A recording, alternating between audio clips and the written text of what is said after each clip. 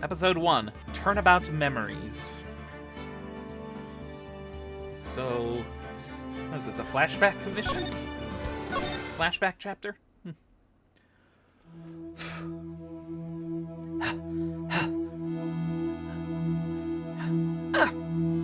How did I get into this mess? Uh-oh. Why? Why did I do that?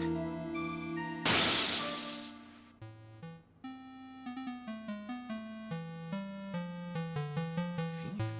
That girl, you shouldn't see her anymore. Hey, it's none of your business! I'm telling you for your sake. If you continue to see her, it's going to be bad news. You're lying! Just listen to me. There's something you need to know about that girl. Stop it! Don't talk about her like that!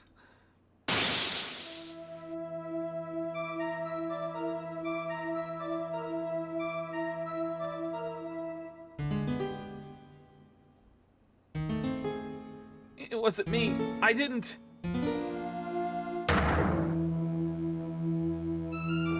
I didn't do it! What the heck just happened? That mother F is dead. Yeah, you don't say. 5 years earlier. Mia Fey, second trial.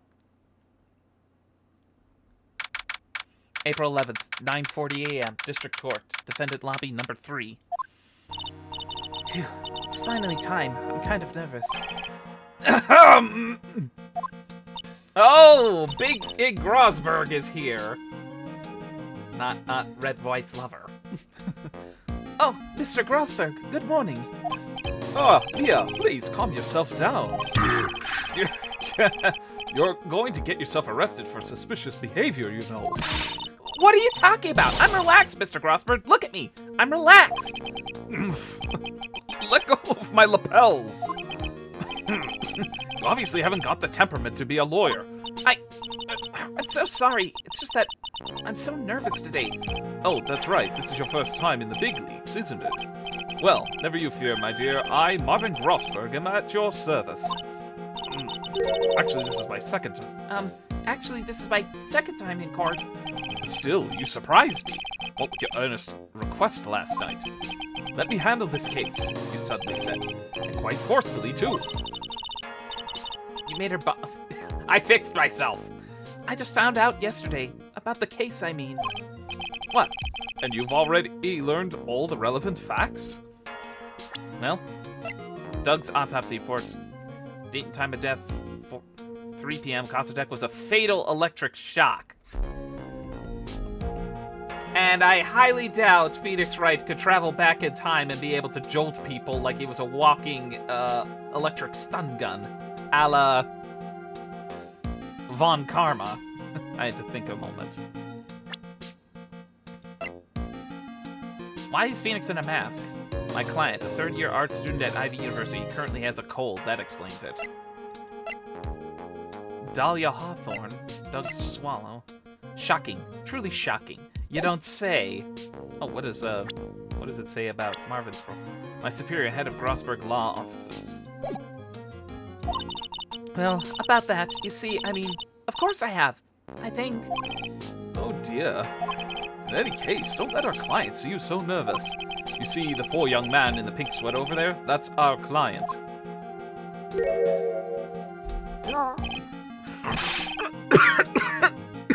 Good morning, everybody.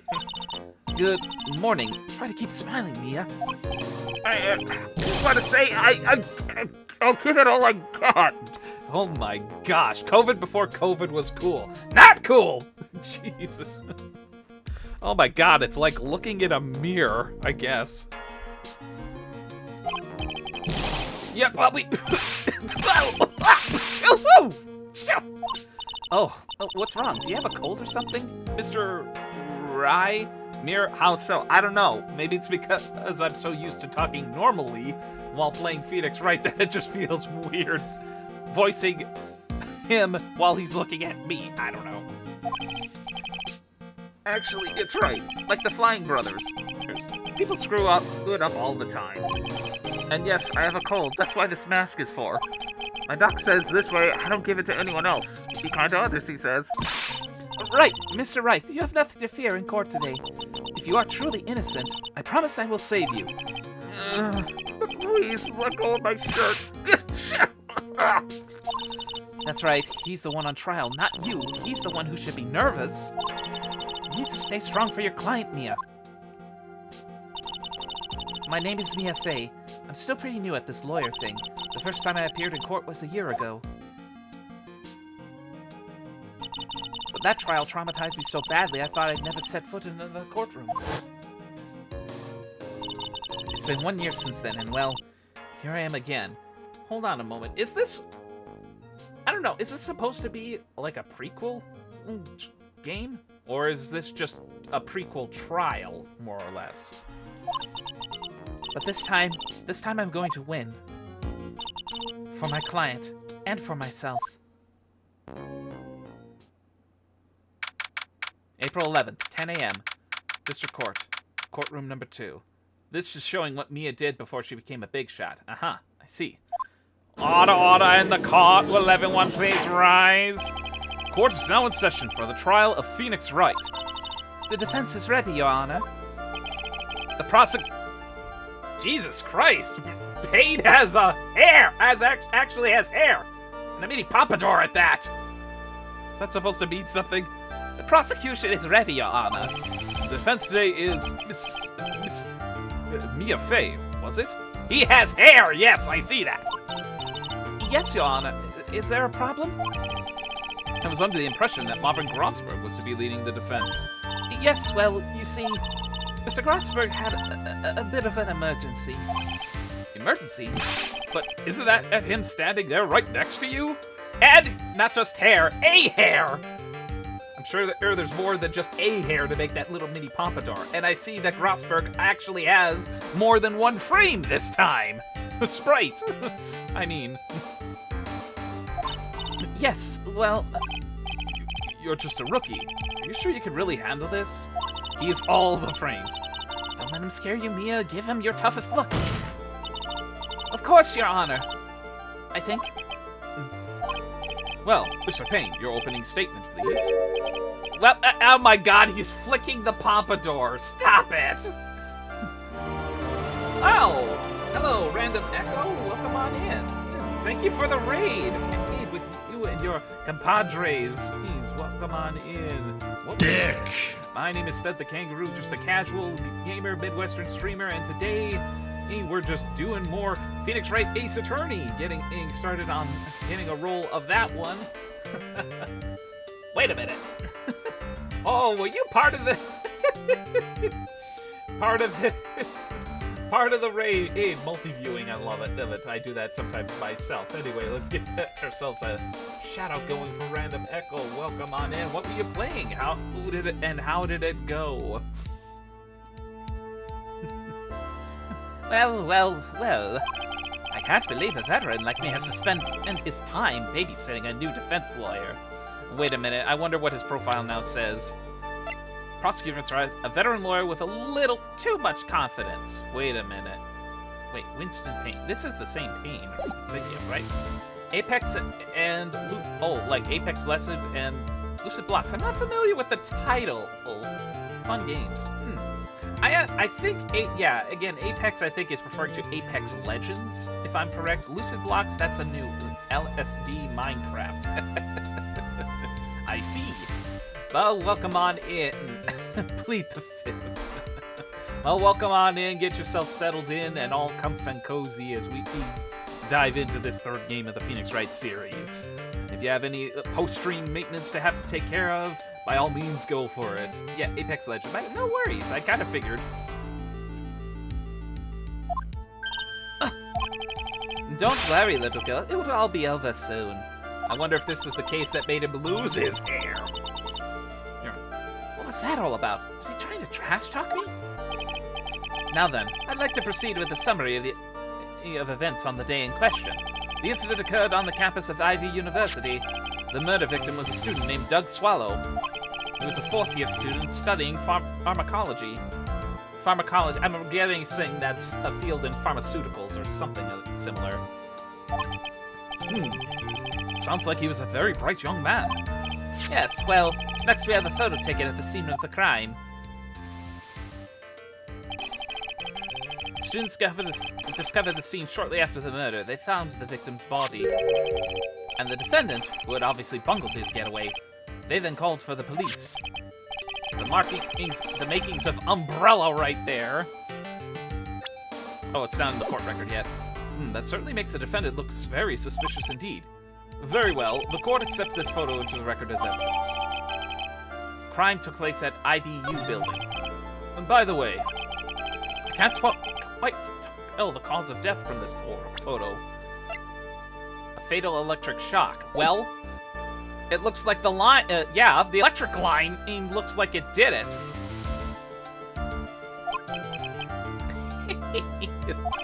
Your reputation for sagacity is well earned, Your Honor. The truth is that this victim died a rather unusual death. An unusual death?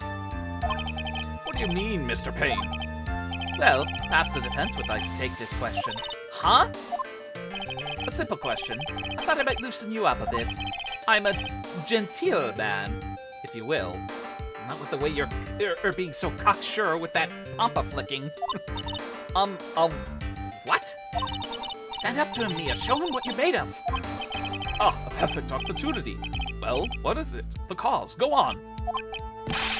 Please say you know at least this much. I'm sorry. I didn't get a chance to read through the whole file. Oh, my hemorrhoids are beginning to act up. Oh! What's the don't you have some preparation H on hand, sir? Yeesh. Now, see here. The details of the case are filed under the court record. But you knew that already, didn't you? Ah, the court record. I think I can see that by pressing tab.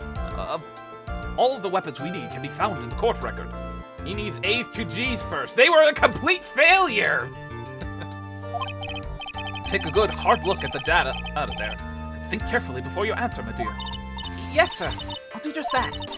Got to stay calm. I can't let that prosecutor get the better of me. The court record. Okay, let's take a look. I just press tab. Here. Now then, would the attorney for the defense please answer the question? What was the cause of death? Electrocution. According to the record, it was a fatal electric shock. In other words, electrocution. Electrocution? How could such a thing happen? Did the murderer use some type of new, super powerful stun gun, perhaps? Oh boy. In hindsight, that seems like foreshadowing. The answer to that will become crystal clear as this trial proceeds, Your Honor. But before that, there is one more vital issue. What's that? Why, motive, of course. Apparently, there was some bad blood between the victim and the defendant. Bad blood? What do you mean? Oopsie. Terribly sorry. You're the defense attorney, so you must know all about it. I shouldn't be stealing your spotlight like this. I really don't like this guy's smug attitude. That's Winston Payne for you. He's one smooth operator, if you catch my drift. Could have fooled me. Laughs in Von Karma. Blech. They don't call him the rookie killer for nothing, you know. Now then, let's hear from the defense. What was the source of the bad blood between the victim and the defendant? And this time, I would like to see some supporting evidence. Evidence? Ah, no need to get all worked up over this. As I said, all our weapons can be found in the court record. Find the evidence you need, and then shove it in old Greybeard's face. Greybeard? Yes, sir. Into old Greybeard's face. Fusradai him. Mr. Grossberg, I just set a better example for the young lady. Mia, evidence isn't the only thing in the court records. People's profiles are as well. You can toggle between profiles and evidence with tab, so be sure to go over it all. Now then, let's see what you've got. What was the cause of the bad blood between Phoenix Wright and the victim?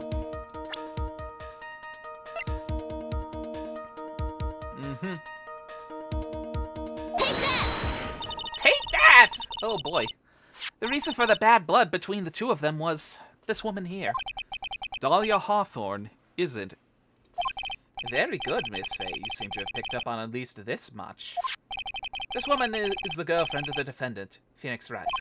Well, up until about 8 months ago, she was with the victim, Mr. Swallow. Boy, that was a quick turnaround. Clearly, she has some part to play in this story.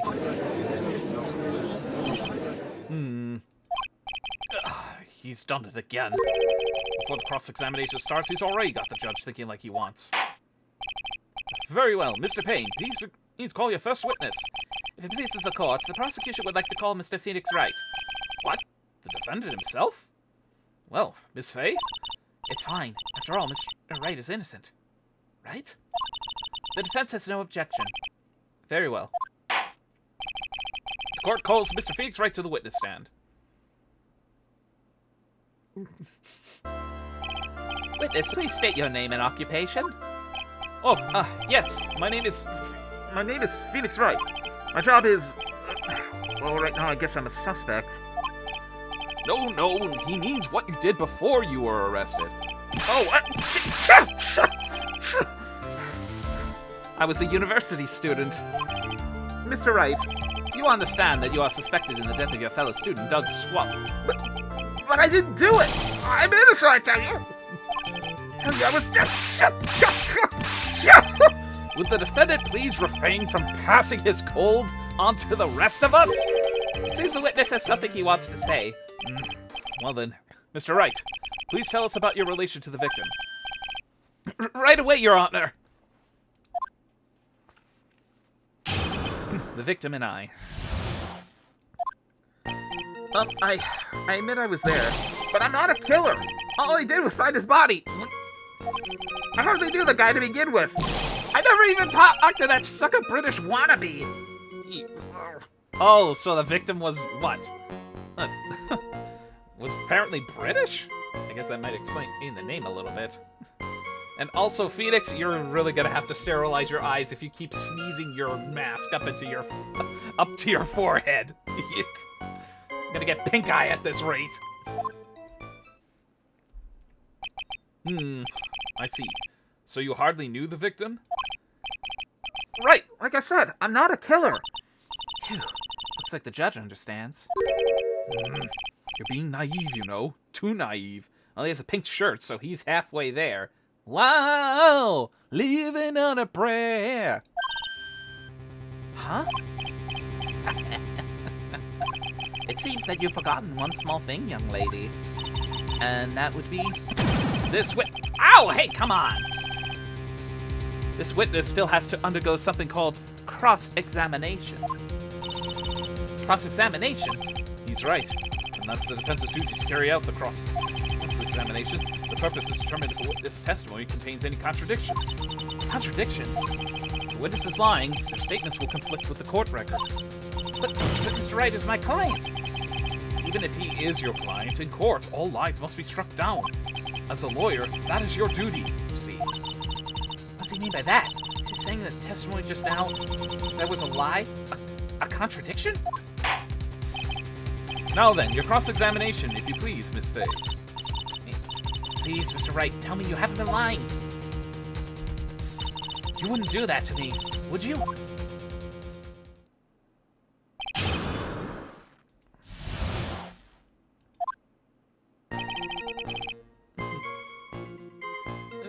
I have to admit, I'm not too much of a fan of the music at the moment.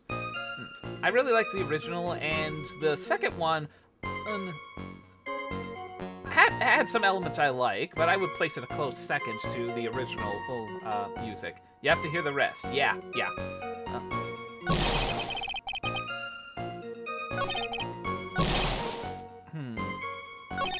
Well, my dear, do you think you can manage on your own from this point? Let me see if I can handle this myself. 1 year ago, I was in a courtroom just like this. I can do it. I can handle this myself. You mustn't try to bite off more than you can chew, Mia. I'll be fine. I know what I have to do. Remember, you can always press him to get more information. Oh, and one more thing. When you're going to state a contradiction, make sure you present some definitive proof. Okay, Mia, one more time from the very beginning of this testimony.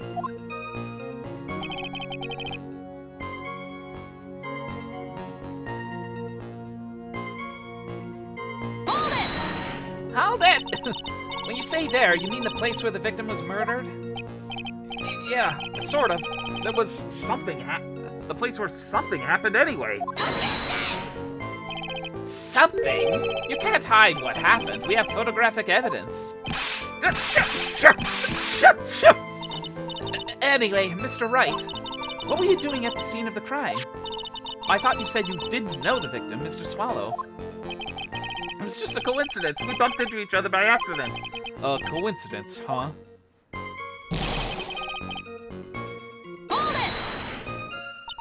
You say you found the body, so who called the police? Huh? Unfortunately, it was some other students that notified the police. Other students? That's correct. They were witnesses. Witnesses who saw the defendant standing there next to the body, in shock. What? Is this true, Mr. Wright? Could you stop sneezing every time you're in a bind? Well, it's true that I was pretty shocked when I found the body, but I hardly knew the guy to begin with. So, you didn't know his face or even his name, right? Right. Well, no, that is, I mean... So, which is it? Did you know him or not? Now, see here! You can't avoid answering the question by sneezing all day! Well, I guess I did know his name. News to me? Why didn't you tell me that before? I heard he used to date... heard he used to date Dolly. Who is this Dolly person? Yes, that would be the defendant's lover, Miss Dahlia Hawthorne. Oh, I see. Your young love. So bittersweet. But that's all I knew about him!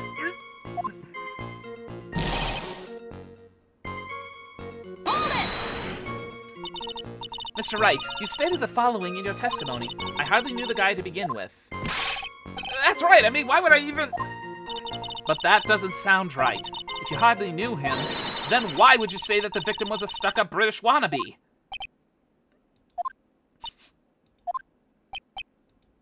Shoo! Well, Mr. Wright? No, it wasn't me. I'm not a killer, I swear.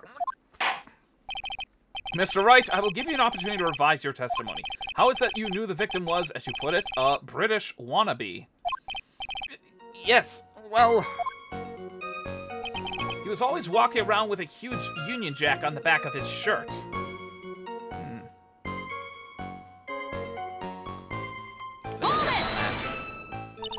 Did you see it at the crime scene? The Union Jack, I mean. Yes, that's right. I saw it at the crime scene. That's why I figured he must love British stuff, see? It's true, cross my heart. I swear I didn't do it. He's acting fishier than the salmon I ate last night. May I ask you something, Miss Fay? Yes, Your Honor. What is it now? Who is this person anyway, this Union Jack fellow?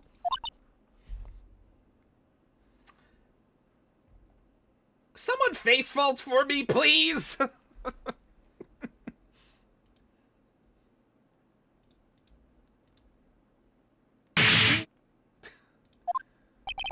The Union Jack is the name of the United Kingdom's flag. Oh, I see.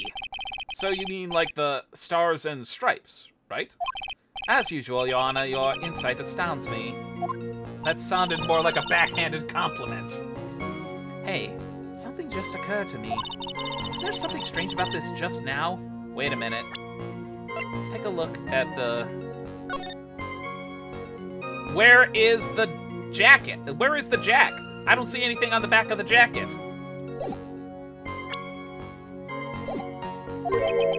Mia, there's a contradiction here. Mr. Grossberg! Quickly now, show that boy you mean business, with evidence, I mean. Okay, Mia, check the court record carefully. The jack went and jacked off to San Diego. I got it. Yeah.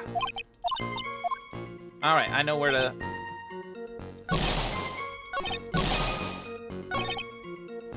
Alright, present the crime scene photo. Objection! Are you certain you saw the Union Jack? Yeah, I'm sure. It was right there on his back. Miss Fay, is there some point to this line of questioning? Your Honor, please take another look at the crime scene photo. As you can see, there's absolutely nothing on the victim's back. Hey, wait a minute! He's wearing a leather jacket! The Union Jack was on the back of the t-shirt he was wearing. I was under the impression that you accidentally came across the body. But if that was really the case, then you wouldn't know that, would you? You'd have no idea what he was wearing underneath that jacket. Ooh, I'm kind of vibing with this one. Mr. Wright, you've been lying to me! Please forgive me! Ah! Mia, you made my client cry! Let him! That P on his chest doesn't stand for Phoenix anyways. I can't believe I trusted him. Mr. Wright was all wrong. That was an impressive bit of cross-examination. Thank you for uncovering the defendant's lies for me. Burn. It's quite clear this man does not simply stumble upon the scene of a crime. Uh-oh, did I go too far? By the way, Mr. Wright, you seem to have a rather bad cold. Have you taken any medicine for it? Well, yeah, I took some, but... Was the medicine that you took an over-the-counter brand called Cold Killer, X? I'm guessing it's supposed to be X, not Ki or Kai. Yeah, that's right. It kills colds good. Hey, wait a second. How did you know I'm a big fan of Cold Killer X? Would you happen to have that medicine with you right now? Well, actually, I seem to have lost it somewhere. He lost it? Does this even have anything to do with the case? Mr. Wright, shall I tell you where your cold medicine is right now? Huh? Your Honor, I'd like you to take another look at the photo from the crime scene. What's this? In the victim's hand, it's Cold Killer. Hold on a moment, though. I mean, at a glance, it looks like it could be Cold Killer, but from what I know, that could be a Y. It's just the X, nerd. Objection! Yes, but even I've got a bottle of Cold Killer X in my apartment. No, stop. Oh, come on. I'm sorry, but I'm afraid that argument won't work. There's no doubt as to who this bottle of Cold Killer X belongs to, especially since Mr. Wright's fingerprints are all over it. What? Sensing his murderous intent, Mr. Swallow must have picked up the bottle of medicine, dropped it by Mr. Wright, and hid it in his hand. His purpose in doing so can only have been to identify his killer as Phoenix Wright.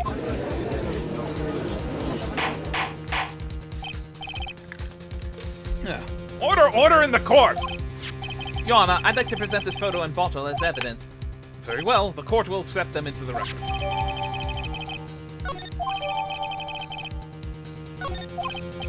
Also, the victim's wristwatch was broken. Oh, really?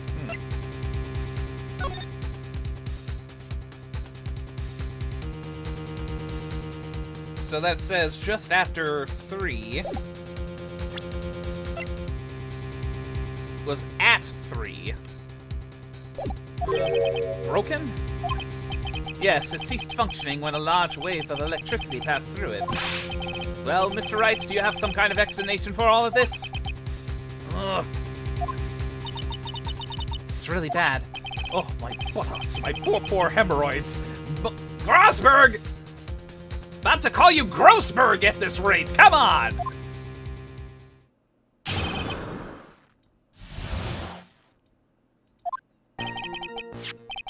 The truth is, I went because he called me. He was in the pharmacology department, so we agreed to meet at 2:45 behind that building. We talked for a bit, and then at around 3, we split up. Then later, when I went back, I found him lying there. I've been taking Cold Killer X for the last 2-3 days, but I lost my bottle of it around lunchtime on the day of the accident. Mr. Wright, that's completely different from the testimony you gave previously. I'm sorry, Your Honor. I was afraid you wouldn't believe the truth. You'll forgive me if I say I hardly find your current testimony any more credible. Miss Fay, please begin your cross-examination. Oh, please, Mr. Wright, don't tell any more lies.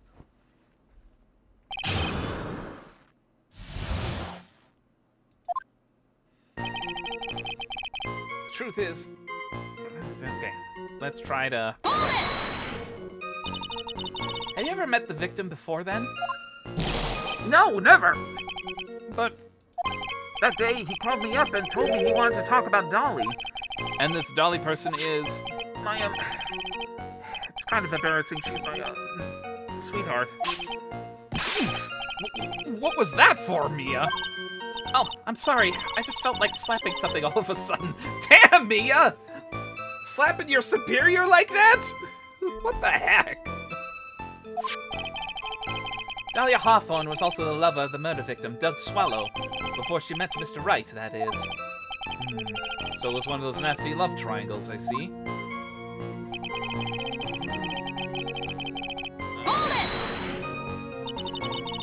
Was it Mr. Swallow who indicated you should meet at 2:45? Yeah, we were both there right on time. You said the victim was in the pharmacology department, correct? Yeah, he was studying how to manufacture and improve pharmaceuticals. More like a love rhombus. Oh, brother. Everyone called him the alchemist of IVU. An alchemist. I see. I gotta admit, I was a little suspicious. He had a whole laboratory and everything. It was filled with chemicals and strange machines that run on high-voltage electricities. Oh, how fascinating. Sounds like he was kind of an ambitious young man. Alchemy and electricity, that's levels beyond just a simple alchemist. We're not talking about random... Oh. Shit, my brain ain't just frozen. We're not talking Ronaldo Gandolfi. This is like full-on Dr. Frankenstein / Tesla. What do I do? Maybe I should ask him for some more details?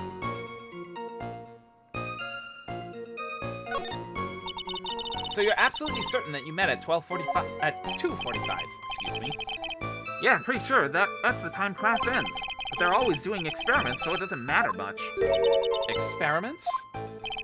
Yeah, those pharmacology guys are always in the lab whipping up something. Well, looks like he's right about the time anyway. Witness, let's go on with your testimony.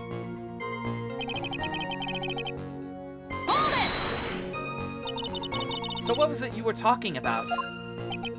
You know, that maybe we should hang out again sometime. Hang out again sometime? I wish that were true.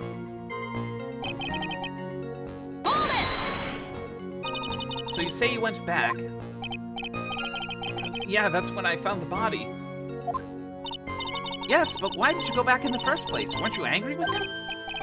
Well, that's right, I was. Then why, Mr. Wright, why did you go back there? I thought maybe we could make up.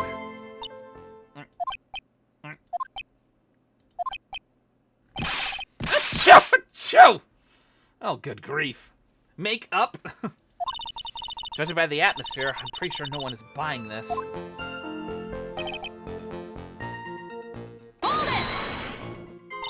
It's rather unusual to catch a cold this time of year, isn't it? Yeah, I always get a little careless when the weather starts to warm up. I guess I shouldn't sleep with the window open this early in the spring, huh? Oh my goodness. I suppose common sense is not always common. So, did anyone else know that you were taking cold medicine? Well, I always took one after meals, so I'm pretty sure all my friends knew about it.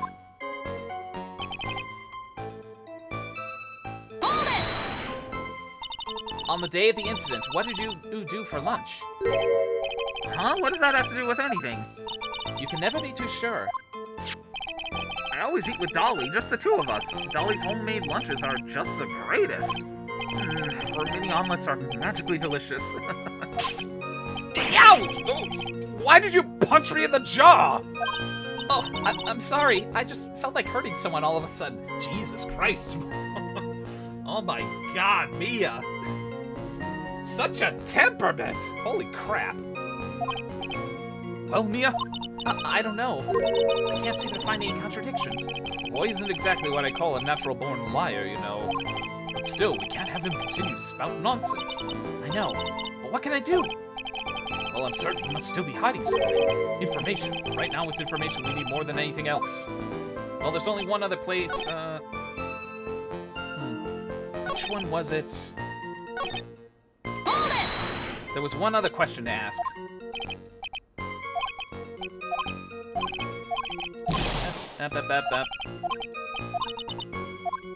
About the pharmacology department. I was wondering if you could tell us a bit more about the pharmacology department. Well, okay, sure. I don't know all that much, though. A little bit earlier in your testimony, you said something interesting. You said the department uses strange machines that run on high-voltage electricity. That's right, and they sure look dangerous. They use non-standard voltages, so there are high-voltage cables everywhere. High-voltage cables? Yeah, there were electrical poles set up all around the building. High-voltage cables run overhead around the roof. Finally, I think we're getting somewhere. I think that's enough for now. So the defendant and the victim met at approximately the time of his death. And then the defendant returned to the scene for some unknown reason. I'm not entirely convinced by his explanation about the medicine bottle either. Let me be frank here, Mr. Wright. Your testimony cannot be trusted. What do you mean? You know, this is too much work for a little girl. However, there is one mystery that still remains. There it is, Your Honor. How the murder was carried out, of course. Just how was the victim electrocuted? I don't believe the murder weapon has been produced yet, correct? Well, that is... Well, you are correct, Your Honor.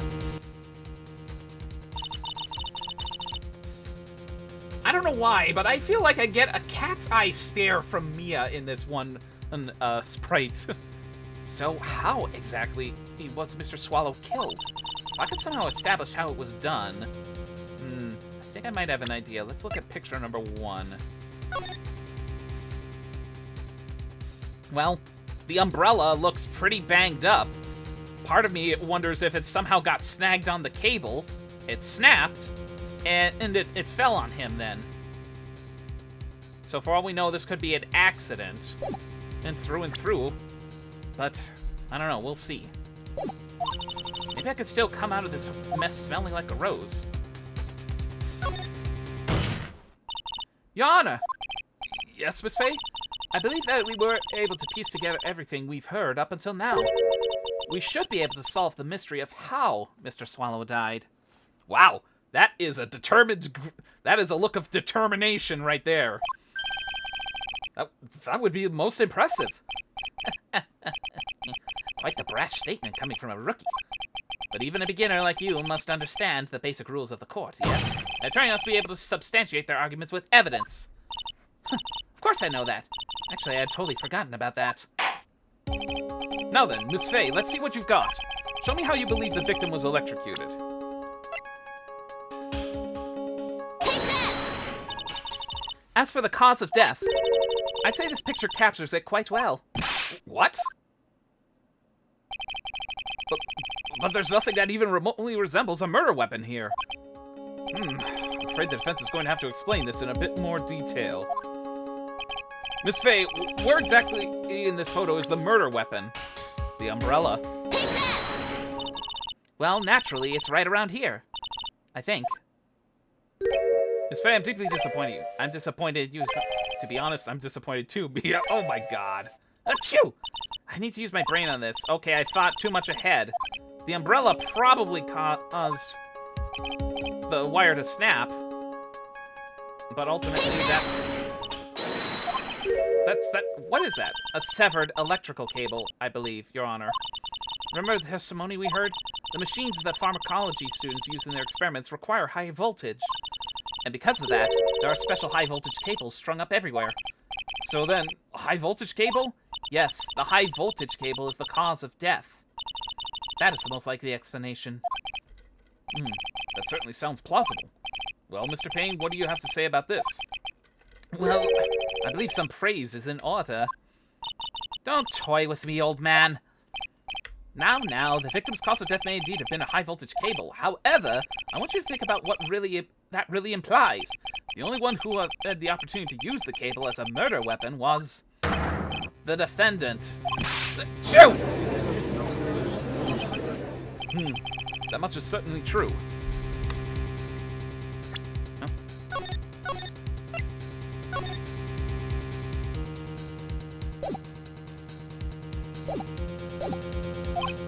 Yes, and that's not all. We have proof. Irrefutable proof that will establish that Mr. Wright was the murderer. You do? Well, what is it? His fingerprints. Fingerprints? You mean that the defendant's fingerprints were on something besides the medicine bottle? But if he misplaced it at lunch, then what's to say that and this is probably part of me thinking ahead on this, but what's to say he confronted him, that Mr. Swallow was confronting Phoenix because he knew that Phoenix was the only one that had the medicine bottle. So of course his fingerprints would be all over it. But also line up with the fact that he apparently has been taking that medicine for 2 to 3 days, so days leading up to the murder, or murder. Let's see. Let's take a look at a crime scene photo.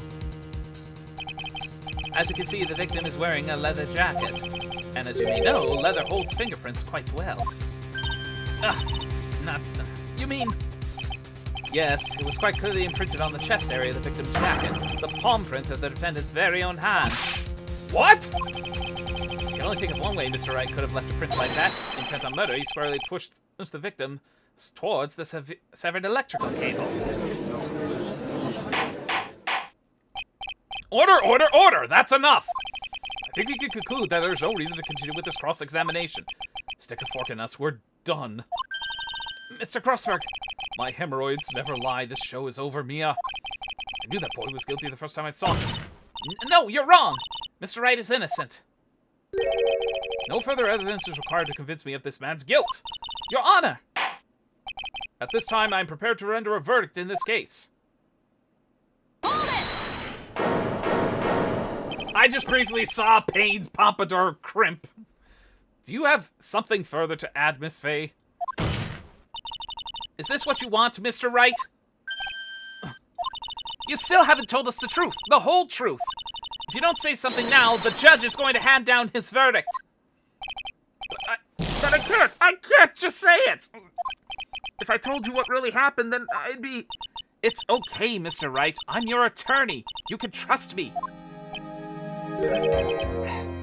Miss Faye, no matter what it is you have to say, I believe in you and I'll represent you to the very end.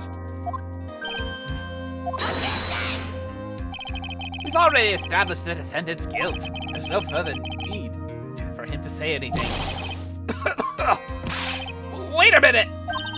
Mr. Wright, I'll tell you what really happened.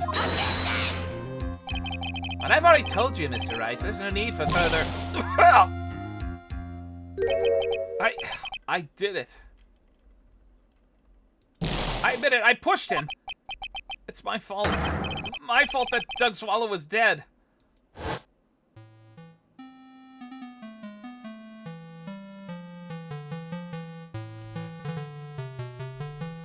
No, you shouldn't see anymore. Hey, it's none of your business. I'm telling you, for your sake, if you continue to see her, it's going to be bad news.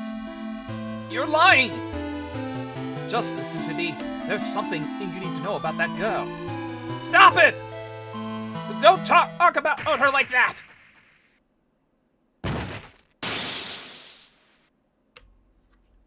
But if he was pushed back, then he would be on his back, not on his front.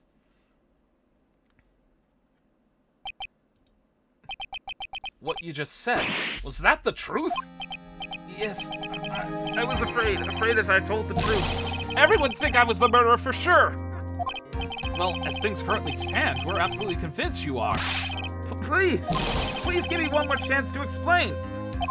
This time I swear I'll tell the whole truth. It'll be okay, won't it, Miss Faye?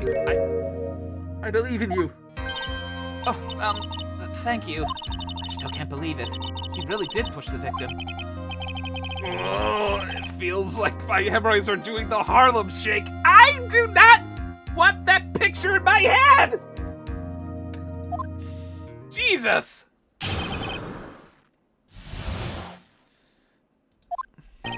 That guy, he was talking bad about Dolly. I lost my temper and gave him a shove. At that moment, I heard some kind of loud noise. A little while after I left, I started to get worried.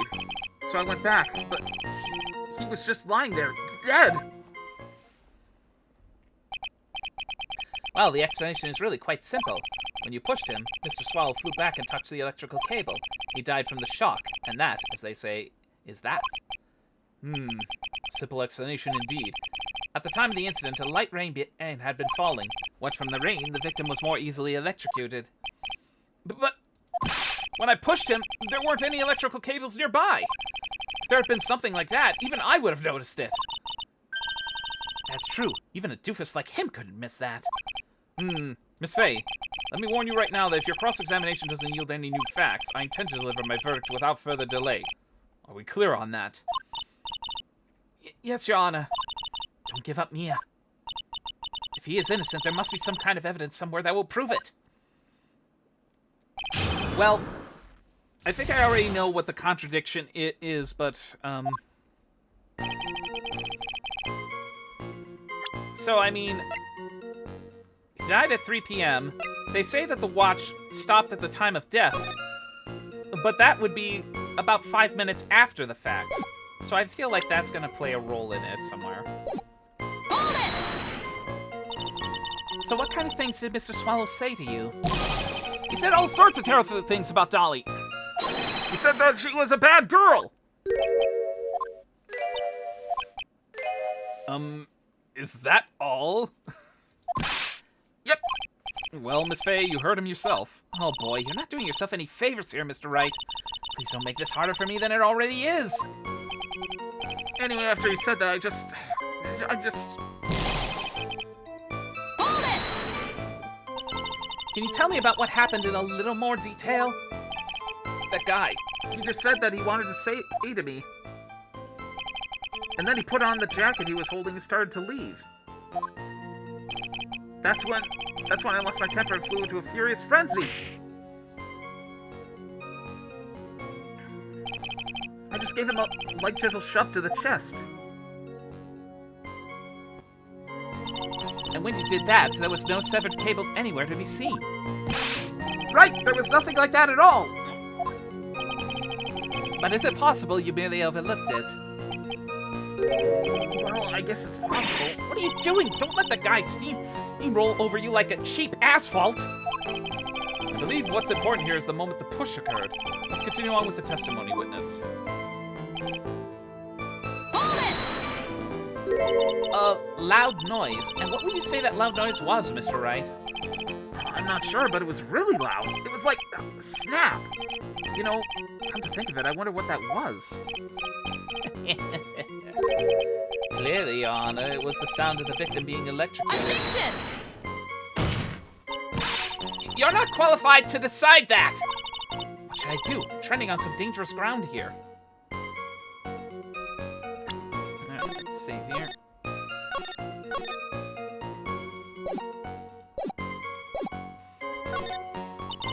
Mr. Wright, that loud noise you heard may be extremely important, so try to remember what it was. How do I put it? It was like a sharp crack. Ha! Could it have been... Yes, could it have been? Hurry up and tell us! When I pushed him, he dropped the umbrella he was holding.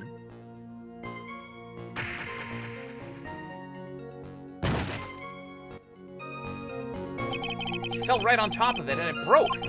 That was probably the noise I heard. An umbrella, huh? And did that umbrella belong to the victim? Yeah, it was a plastic umbrella, cheap and frail, kind of like the owner. What the hell? That was a backhanded insult on the victim.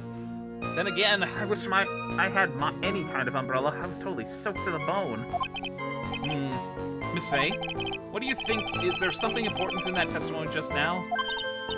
Well, I mean, the umbrella is broken. Maybe. This is it, Mia. The new information you've been waiting for. Of course it's important. No, this cheap umbrella is more than important. It's vital. I want to officially have it entered into the testimony.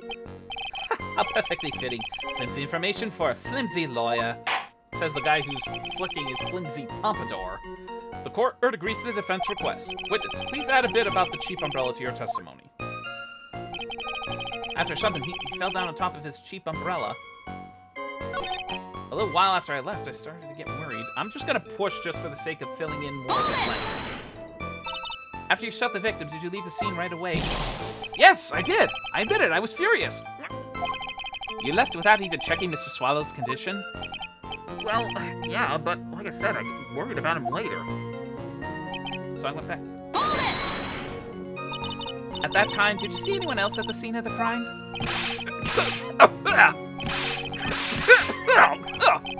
No, nobody. Jeez, could that stupid cough sound any phonier? In that case, it's very hard to believe someone else could have been the murderer. Unless we can find something that shows us evidence from that testimony, my dear. I'm afraid the judge will make his final decision with no remorse whatsoever. Yes, sir. And now I need more info. Yeah, we've already done that. Well, this is the time to possibly press this one, which does show the umbrella in the background. It's the only thing that stands out. Addiction! Why didn't you testify about the umbrella from the very beginning? Come on, if I had mentioned that. I would have been able to counter the prosecution's arguments earlier. What do you mean by that? Take another look at the crime scene photo.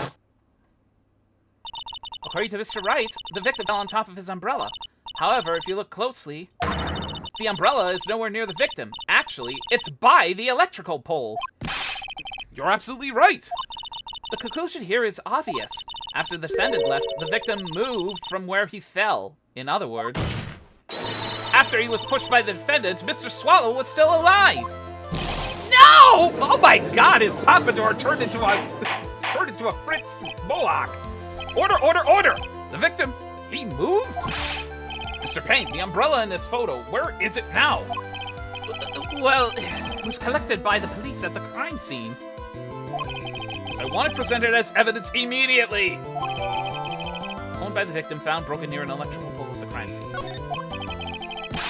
But the umbrella could have simply been blown there by the wind. Addiction! According to the testimony, the victim fell on top of the umbrella. There's simply no way it could have been blown there by the wind.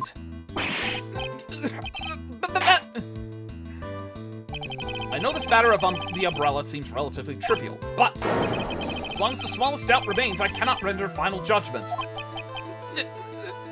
No!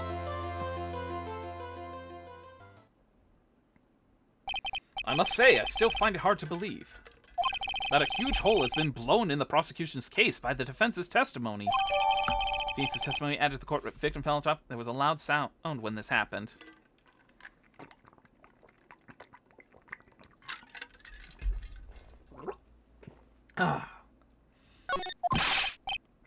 Well done, Mia. Mr. Payne, what are you chuckling about? Pardon me, Your Honor. It seems I was expecting too much of a free ride. It was foolish to think I could establish guilt through cross-examination alone. I'm afraid I don't follow what you're saying. Let me guess. You have another witness. Exactly. This witness' testimony will be incontrovertible. I will see about that. Well, who is this witness? Miss Dahlia Hawthorne. Dahlia Hawthorne? You don't mean Dolly? I do, Your Honor. The defendant's very own lover is a witness to the whole thing. That's right. She was at the scene of the crime when the murder took place. What? I'm sorry to break the bad news to you, my dear.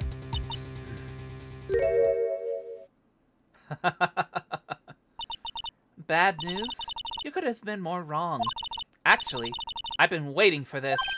You can't be serious. Mia, what do you mean by that?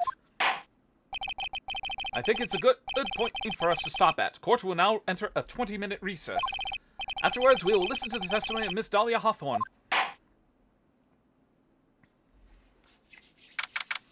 April 11th, 11:52 a.m. District Court, Defendant Lobby Number 3. Miss Faye, I'm sorry about what happened back there. It's all right. At least you told us the truth in the end, Mr. Wright. Yeah, so I guess I could start to relax then, huh? Relax, my boy. You can't be serious after hiding such important facts. But the next witness is my Dolly, right? She'll save me. I just know she will. Why do you think that? Huh? What do you mean? She's the love of my life, that's why. Oh boy. A helpless romantic before even Larry got involved. The love of your life, huh? Would you mind telling me more about you and Miss Dahlia Hawthorne? Sure, no problem. Dolly and I, we first met about 8 months ago right here in this very courthouse. Actually, I'm studying to be a lawyer on the side. Anyway. One day, she and I bumped into each other in the reading room downstairs. That's why I really think it was fate that brought us together. As soon as I first set eyes on her, I knew she was the one for me. Oh, here, take a look at this. She gave me this. She gave this to me the day we met as a symbol of our love. She'd been wearing it around her neck that day, but then she took it off. But before she gave it to me, she said, "I want you to carry this." So she gave it to you as a present, I see. There's something funny about that necklace, isn't there? There's no way in hell she would just simply... Yeah. So she gave it to you as a present, I see. This darling little bottle is filled with memories of my darling little Dolly. It's probably filled with something else, Phoenix. It certainly is a little bottle. Oh, all right. It makes her so happy. I'll show it to everyone I meet. I want to share my happiness with the whole world. Small bottle necklace given to Wright on the day they met. He shows it to everyone. Anyway. So after that, you and Miss Hawthorne started dating? Yeah, but she's so shy. Every time I see her, she's always says the same thing to me. Please give it back now. What a strange girl asking for a present back like that. By the way, Mr. Wright, the day you first met Dahlia Hawthorne 8 months ago, it wouldn't happen to have been on August 27th, would it? Huh? Yeah, it was, but how did you... This happened on August 27th, right here in this courthouse. Wait a minute. What's this, a newspaper clipping? Let's see. Murder in the courthouse? Murder? What are you reading there? Let me see that. Oh, I see. Mia, I think I understand what you're trying to say. And I think I understand why you suddenly took such a keen interest in this case. You believe there is some connection between these two cases, am I correct? An article from 8/28, almost 8 months ago. I hope you don't mind, Mr. Grossberg. Is there any way we could read this? Murder in the courthouse. Very little information is being disclosed at this time, since the victim of yesterday's incident in the district courthouse cafeteria is said to have been a lawyer. Since the victim. However, police are questioning the 19-year-old female college student who was sitting with the victim. Jesus Christ.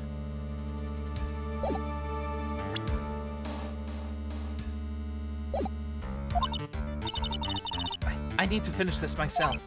Oh, yes, but I'm afraid what you have will not be enough with you. I'll go and have a look in the downstairs reading room and see what else I can find. Thank you. I want to do whatever I can to be of help to you, Mia. Well, looks like recess is about over. We better all get moving. I guess so. That recess sure seemed longer than 20 minutes, though. To be continued. First case of the day, and it's to be continued. Was it like that for the second game, too? Yes, save your progress up to this point.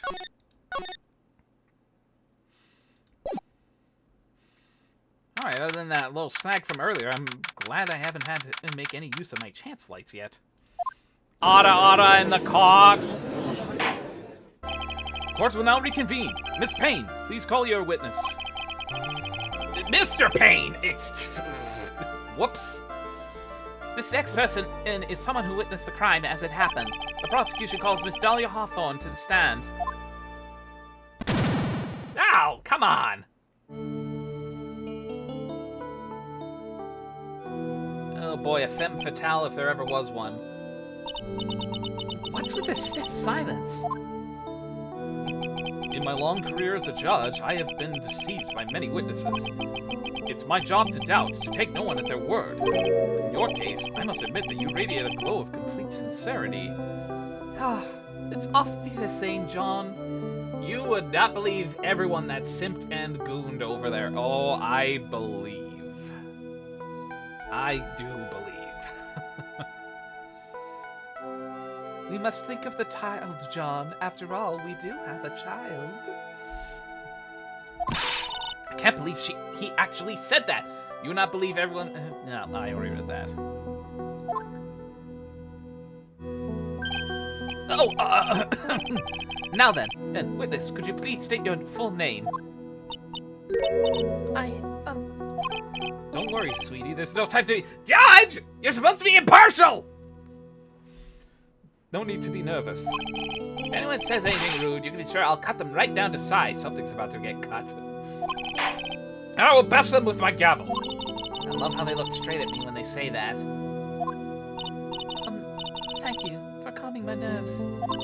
You're all so nice. I almost feel right at home. Not at all. It was nothing. We may move on now. What is your full name and occupation? My name is Dahlia Hawthorne. I'm a junior in literature at Ivy University. I just want to say, it's an honor for me to be here in your noble presence. The honor is all mine. No, the honor is all mine. Well, you know whose milkshake brings all the boys to the yard. Sir? Is there something I can help you with? You just go on and say whatever is on your mind. I'm sure that there must be some kind of mistake. Feeny wouldn't kill anyone, I just know it. Feeny?! Yes, I can see why you'd say that. She's going to be a tough witness, all right. It only took her 12 seconds to wrap them all around her little finger. Now then, please proceed with your testimony. Let's hear about what you witnessed on the day of the incident, if you please. Is her music gonna play over the normal? I guess not. I've been planning to go back to Feeny's place after class was over. Feeny and Dougie, they were talking behind the building. Then suddenly, Dougie got all wobbly and just collapsed. That's when Feeny noticed that I was there. I went to go and find some other students, and they called the authorities. I don't know what to say. According to you, Miss Hawthorne, the defendant didn't do anything wrong. Young lady, as old as I am, even I recall how hot the flames of young passion can burn. Nevertheless, it's my job to discover the truth. Please, tell us the truth. But I would never... That's more than enough, witness. I won't allow this to continue. What do you mean by that? Please, just let me proceed with my cross-examination, Your Honor. I, for one, don't plan to win my case on a bunch of paper-thin lies. You haven't changed a bit. Mia Fey. What's this? So, you two are... acquainted? Yes, we've met before. Once. In any case, Miss Fey, the floor is all yours. It's good to see you again, Madame Fey. Madam? I'm not one's grandma yet, girlie.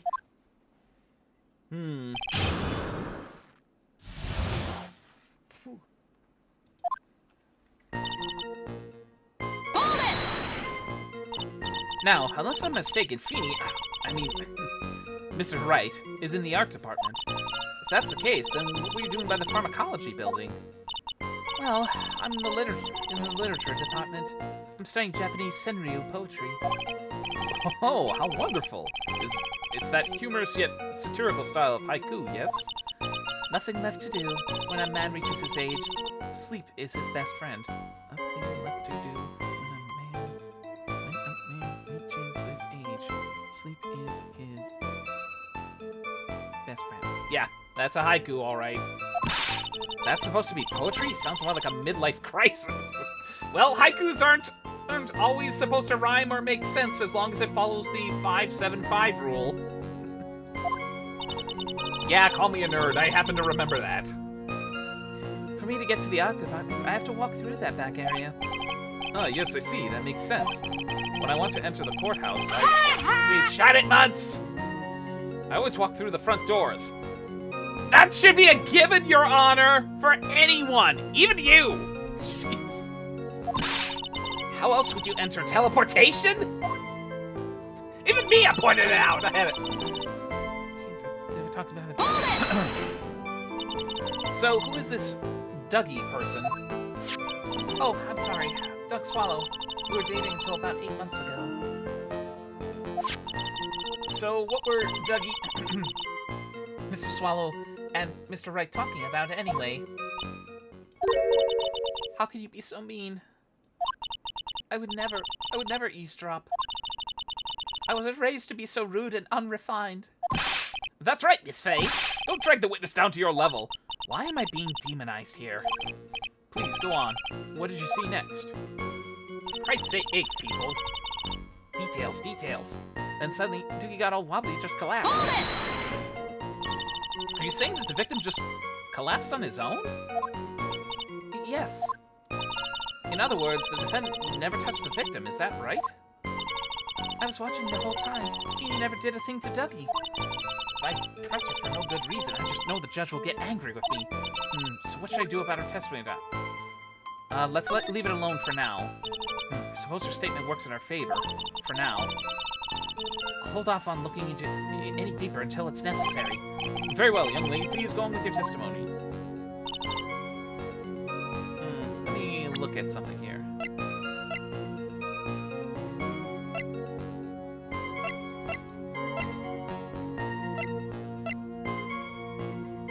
First and last time I wore it was a year. Okay, nothing really sticks out right now.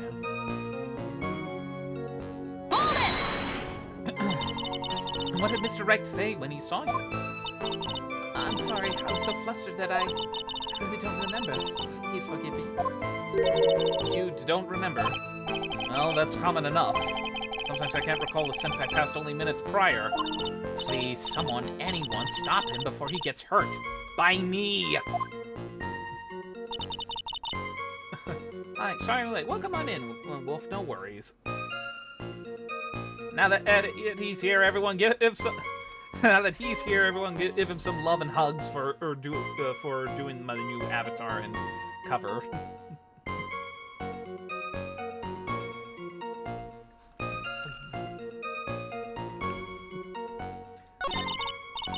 She's telling a super obvious lie and she knows it. She's pretending to protect Mr. Wright. Yes, that's gotta be it. Way to go, Mia.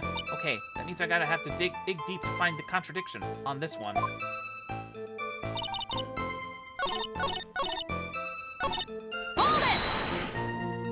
When you say students, do you mean students from the pharmacology department? Yes, they were all very fond of their drugs. Please try to stay on topic. So to find some pharmacology students, you went into the labs, correct? That's what I was planning to do, but in the end I wound up not going. A group of about 10 research students came running out of the building entrance. Somehow they all seemed to know what was going on. The students knew what was going on? But how could the students have known what was going on? Well, I don't know for sure. They knew what had happened.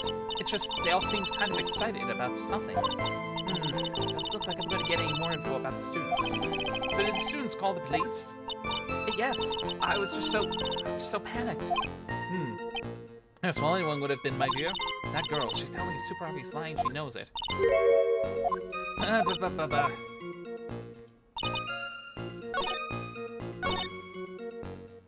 Got all wobbly and just collapsed. So, let's press on that. Are you saying that the victim just collapsed on his own? Yes. In other words, the defendant never touched the victim, is that right?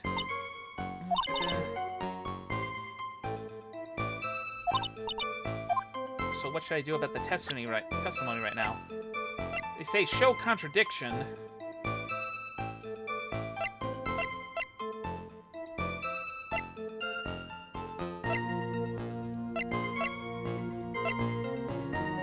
I guess it would probably just be referencing the fact that Phoenix said in his testimony that he ended up pushing, Doug, which explains his handprint on the jacket. I'll save just in case I have to backtrack here. Feeble lives are not very becoming, Miss Hawthorne, so let's drop them, shall we? What? I would never... Miss Faye, I will not allow you to badger this witness. I believe the defense is engaged in a fishing expedition. That is, she has no supporting... She is giving the 1,000-yard Dorothy Zbornak stare at, like, are you shitting me right now? Please don't glare at me like that. I'm just doing my job. Now then, Miss Hawthorne.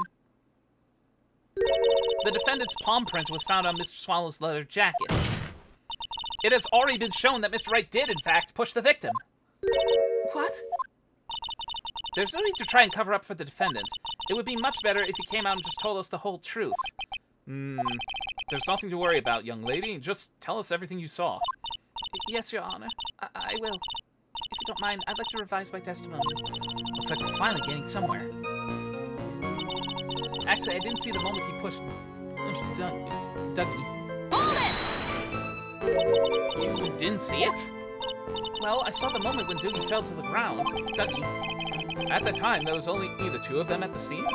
The defendant, Phoenix Wright, and the victim, Doug Swallow. Yes, that's right.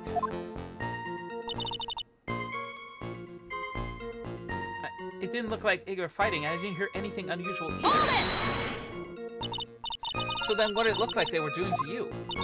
I thought they were having a nice, friendly afternoon conversation. Oh, give me a break! That's why I really wasn't watching them all that closely. Did you notice anything out of the ordinary at all? No, not at all, Mr. Judge. Oh, I like the sound of that, Mr. Judge. Now then, please proceed with your testimony. Good grief. Didn't hear anything unusual either. That sounds like the contradiction. There was a loud snap where this happened. That has to be the contradiction.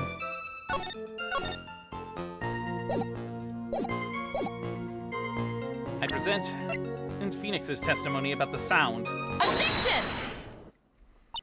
You say you didn't hear anything unusual, is that correct? Yes, that's why I was very relaxed looking at the scenery around me. That's nice, but I find that just a little odd. Hi, Stud, your new costume is adorable. Welcome on in, Nam. How are you doing? I saw you were doing a little bit of Paper Mario a little earlier.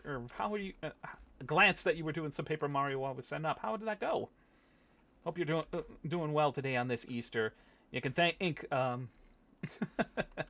You can thank Ink Wolfger for the touch-ups to my avatar. All decked up for Easter. Yeah, I beat it, but I still need to master it.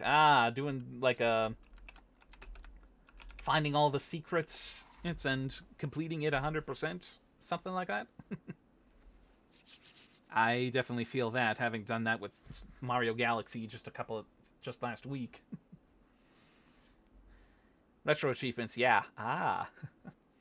That's nice, but I find that just a little odd. I have here the testimony of your boyfriend, Mr. Phoenix Wright, and he clearly testified to the effect that when he pushed the victim, he heard a sharp, loud noise. Galaxy achievements are crazy. There is one for all coins. Ooh, boy. He said that. If you were really that close to the two of them, why didn't you hear this noise as well? Well, maybe the noise just wasn't all that memorable. Objection! But according to Mr. Wright's testimony, it was a sharp noise like a snap. There's no way a noise like that could fail to make an impression.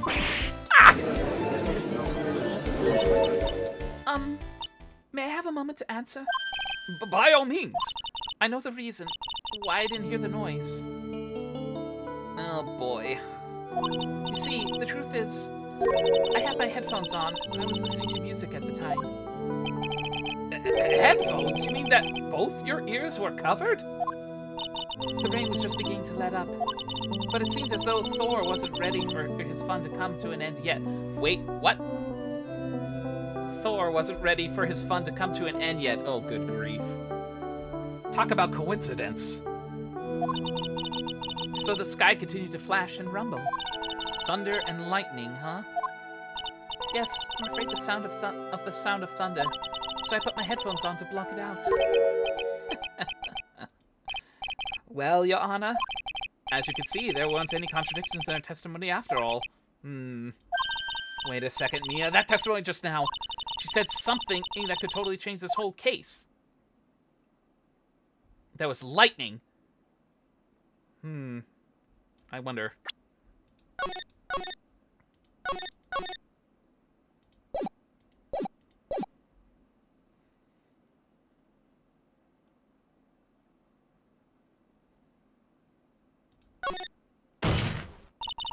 Honor, there is a problem with the witness's testimony. What do you mean? Didn't you notice? She said there was lightning, correct? Yes, what about it? Well, lightning is actually the large discharge of electricity in the atmosphere, am I right? Now's not the time for a science lesson, Miss Faye. Yes, Your Honor. Anyway, since the cause of death was electrocution, isn't it possible that the victim died from being hit by a bolt of lightning? Oh, ah! I must admit that the thought had not occurred to me. Just what kind of thoughts do occur to this guy anyway? This entire case is built on the premise that Mr. Doug Swallow was murdered. But that very premise itself is mistaken. The defense believes that Mr. Swallow was in fact the victim of a stray lightning bolt. It appears the defense may be onto something. Could it be that the death of was actually accidental? All right, you did it, Mia. I'll be taking that not guilty vote if you don't. Oh, good grief. What now? Premise, not premise. Premise, yeah, you got it right.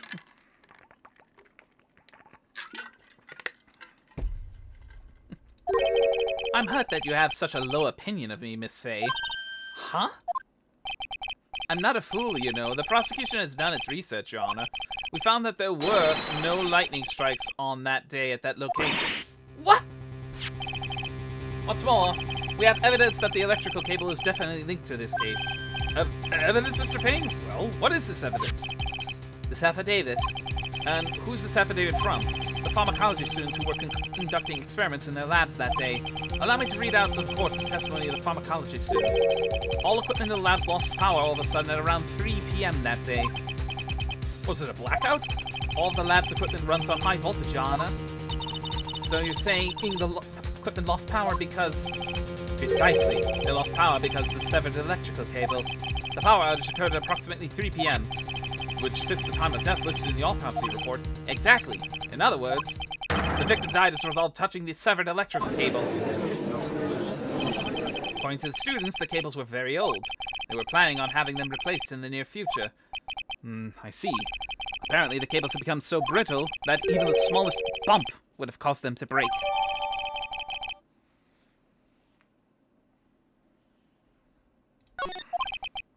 However, there's one thing that troubles me. If the cable could have been broken by any small bump, then it wouldn't have snapped if it had been bumped into, correct? Well, I suppose you could say that. Miss Faye, do you have any thoughts regarding the cause of the severed cable? Oh boy.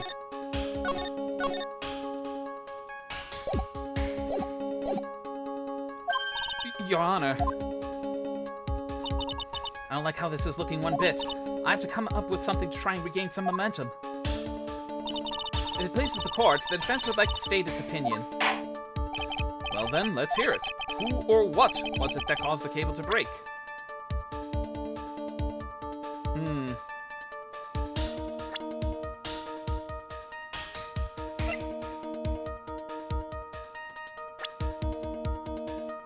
Hello, Leafy. Leafy, welcome on in. Hope you're doing well today. Happy Easter to you.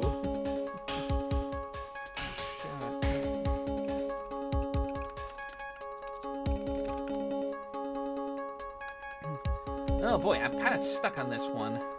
Because I do have some thoughts.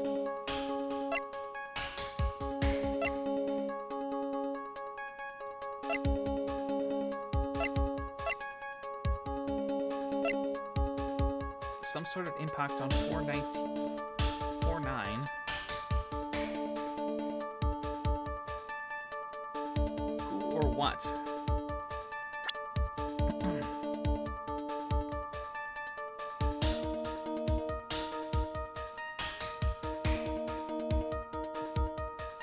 Well, I do have some lives here, and I saved, so...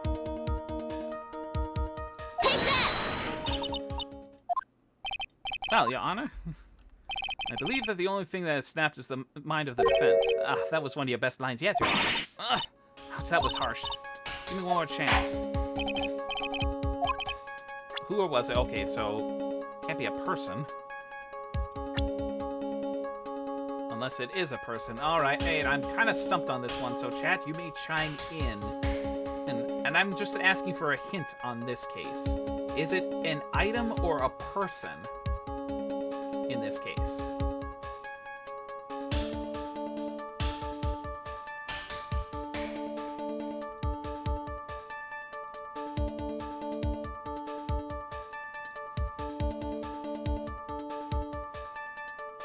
So we know it's not. I think it could be an object related to a person. Okay. Well, I did kind of jump to conclusions thinking that somehow maybe it was the umbrella that snapped. That could have possibly caused that. So maybe? Take that! Nope, that's not it.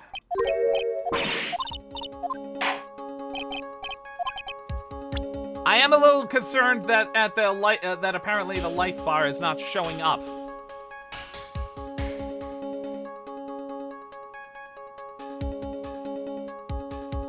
An object related to a person.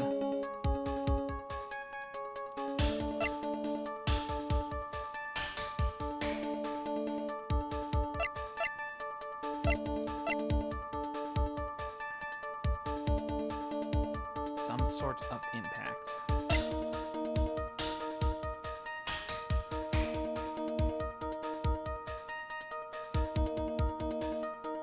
Is it gonna come back to this, really?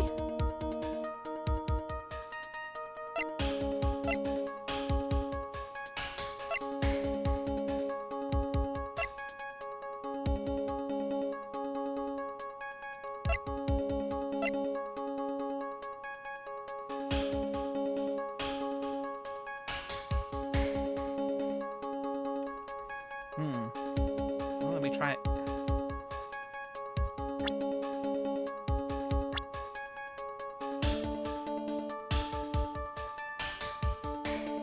Okay, I am further stumped. So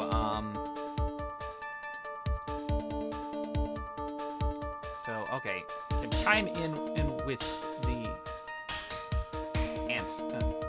Nope, I did not mean to do that. Can try aim in with the ants. If you aren't being penalized, just try everything. I know, but I just don't want. Your Honor, please think back to the right. Yeah, okay, I stumbled on that one before, or I even got an answer on that, so I'll just restore that. What's the name of the name of this case again? My name is what? My name is who? My name is. Your Honor, please think back to Mr. Wright's testimony. Defendant's testimony? He said that after he pushed the victim, he heard a loud. Come on. He heard a loud, sharp noise.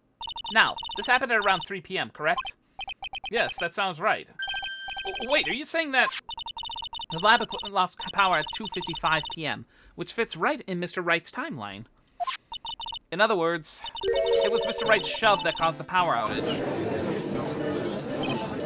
Yes, the prosecution also came to that same conclusion. And it was that very shove that caused Mr. Swallow to be electrocuted. I'm afraid that I can't agree with you there, Mr. Payne. What's that supposed to mean? Take a good look at where the victim landed after being shoved. See the umbrella? It's by the electrical pole. That's right. The victim banged into that pole as a result of being pushed. It was that impact that caused the cable to break. Well, that makes sense. And then the victim was electrocuted. I'm sorry, Your Honor, but no, it doesn't make sense at all. If the victim was shoved into the far pole, then he couldn't have been electrocuted by the several cable in the foreground here. Ah! In other words, someone other than my client must have electrocuted the victim. Order! Order in the court! Ah, the lamentations of my enemy. How I've longed to hear them. It's true, the defense is absolutely correct. There doesn't seem to be any way the defendant could have done it. Mr. Judge, sir, may I say something? The Madame Attorney's explanation. She said some things that are a little different than I remember them. What the? Please, just once more. May I please testify one last time? Please, Mr. Judge. Of course it's all right. Just go ahead and give your new testimony. This is it. She's finally starting to show her true colors.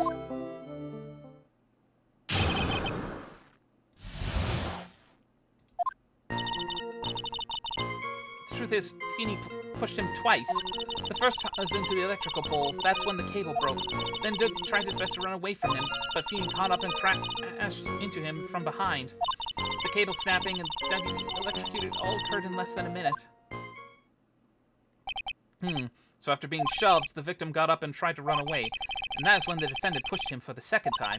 I'm so sorry, Feeny, but I just have to tell the truth. Finished, I was supposed to be transferring all my Pokemon from Za to home. Oh, nice. Am I doing the right thing? Am I, Mr. Judge? Of course you are, my dear. As painful as it may seem, you are. Now then, Miss Fey, you may proceed with your cross-examination.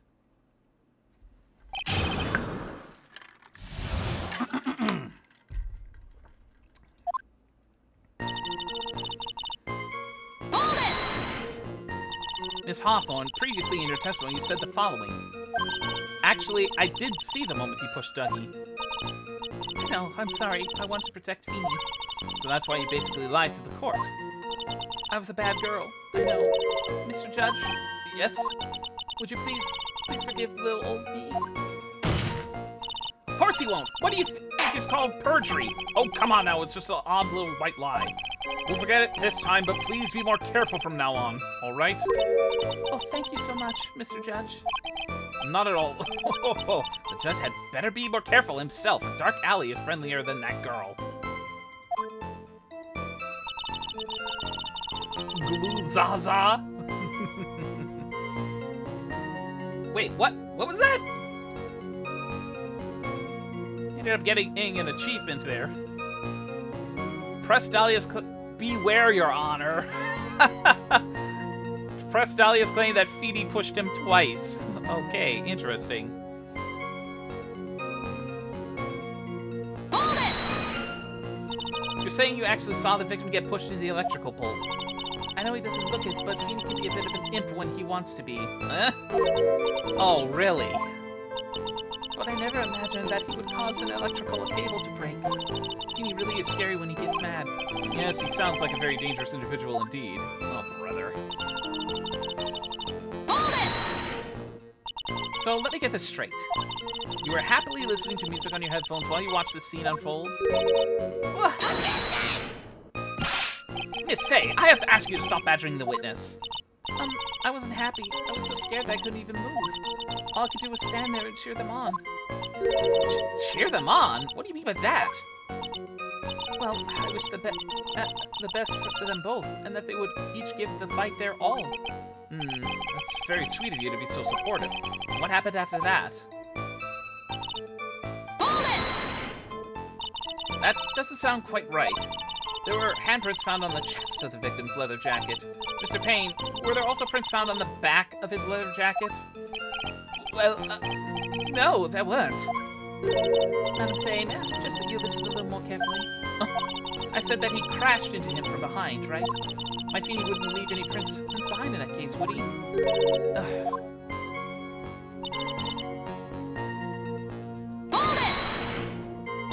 Did you actually witness the moment the victim was electrocuted? I'm sorry, I didn't actually see it. I turned my eyes away. That's understandable. Yes, indeed. It would have been a horrific sight for anyone to behold. I don't figure out the contradiction here. It's all over. She didn't have much time to come up with her lie, so this is my best chance. There must be a hole in her testimony somewhere. Think, Mia! I already figured it out. I think.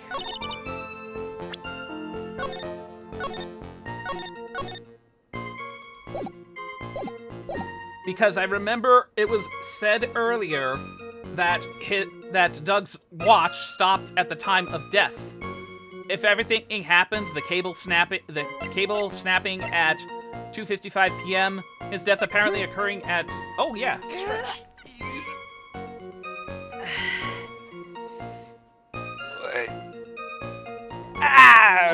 Okay. I forgot that Time Blink also did a stretch redeem right at the start of the stream, so I'll give a free stretch on that one.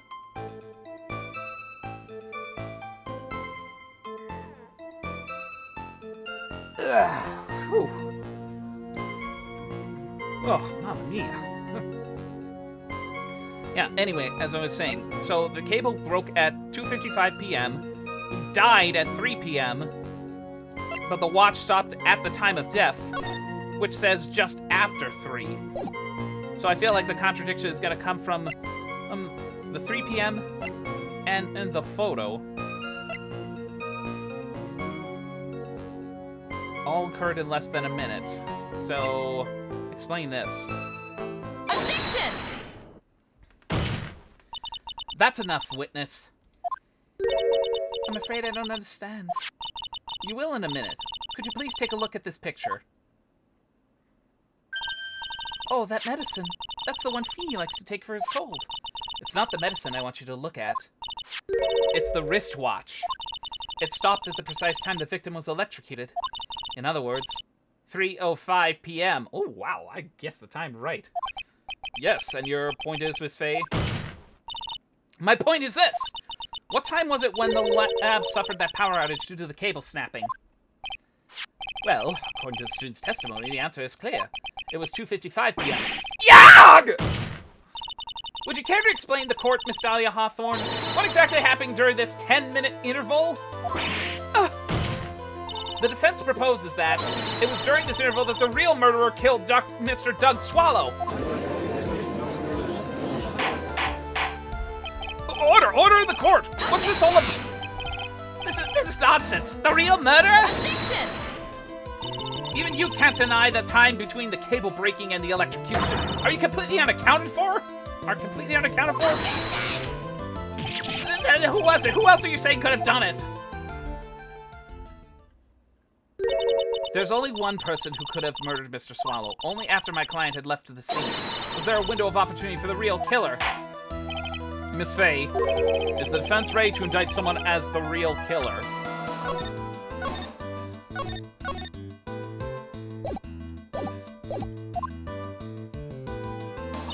It's finally time. This is the moment I've been waiting for. Yes, Your Honor, we are ready. Very well, but remember, if you accuse the wrong person, you will be penalized. Think very carefully before you speak, Miss Faye. Now then, Miss Faye, let's have it. Who is the real killer? Take that! Dahlia Hawthorne herself. It could only have been you. Dahlia Hawthorne! What? How can you? The defense is grasping at straws! 10 minutes passed between the time the cable broke and the time of electrocution. What exactly were you doing that whole time, Miss Hawthorne? Were you really listening to some music while cheering them both on as they fought? I find it hard to believe you didn't lift a finger to stop the men dearest to you. Order! Miss Faye! No, it was obviously Marvin and his Harlem Shake hemorrhoids. Oh, Jesus Christ. Please, I'm trying to push that tidbit out of my mind. I don't need you planting it back. Like a gross weed. Miss Hawthorne, I believe you did witness the two men fighting on that day. However, after Mr. Wright pushed the victim and subsequently left the scene, it was you who pushed Mr. Swallow to his death by your very own hands. Ah! How can you say something so mean to Madame Faye? I didn't do anything. Miss Faye, this is a very serious... Oh. Your Honor! Please, I have something I want to say. You! What is it? Please strike everything the defense said just now from the record. What the? Are you daft? You're totally wrong, Miss Faye. Dolly, she couldn't have done something like that. Mr. Wright, get back in your seat. Bailiff, grab that man. Ah! Joe, leave my Dolly alone. Joe! That boy. That boy, he's gotten himself way over his head. Oh, Mr. Grossberg, you're back. It seems I arrived just in the nick of time. I found the police report on that incident in your newspaper clipping. Thank you so much. This is exactly what I was hoping for. Let's take a look here. Incident overview, location, District Courthouse Cafeteria, August 27th, 4 p.m. Victim, Diego Armando, age 28. Lawyer. Suspect, Dahlia Hawthorne. Armando ingested poison while interviewing the suspect regarding another case. Traces of poison were found in the victim's coffee cup. No poison was found in the vicinity or on the suspect's person. It's unclear how the poison entered the victim's coffee cup. I think we already know. I guess it would be fitting to call her the Black Dahlia.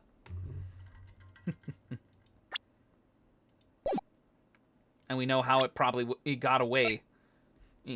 The poison is in the bottle. Ow, hey, come on! That was a good one! I'm proud of that!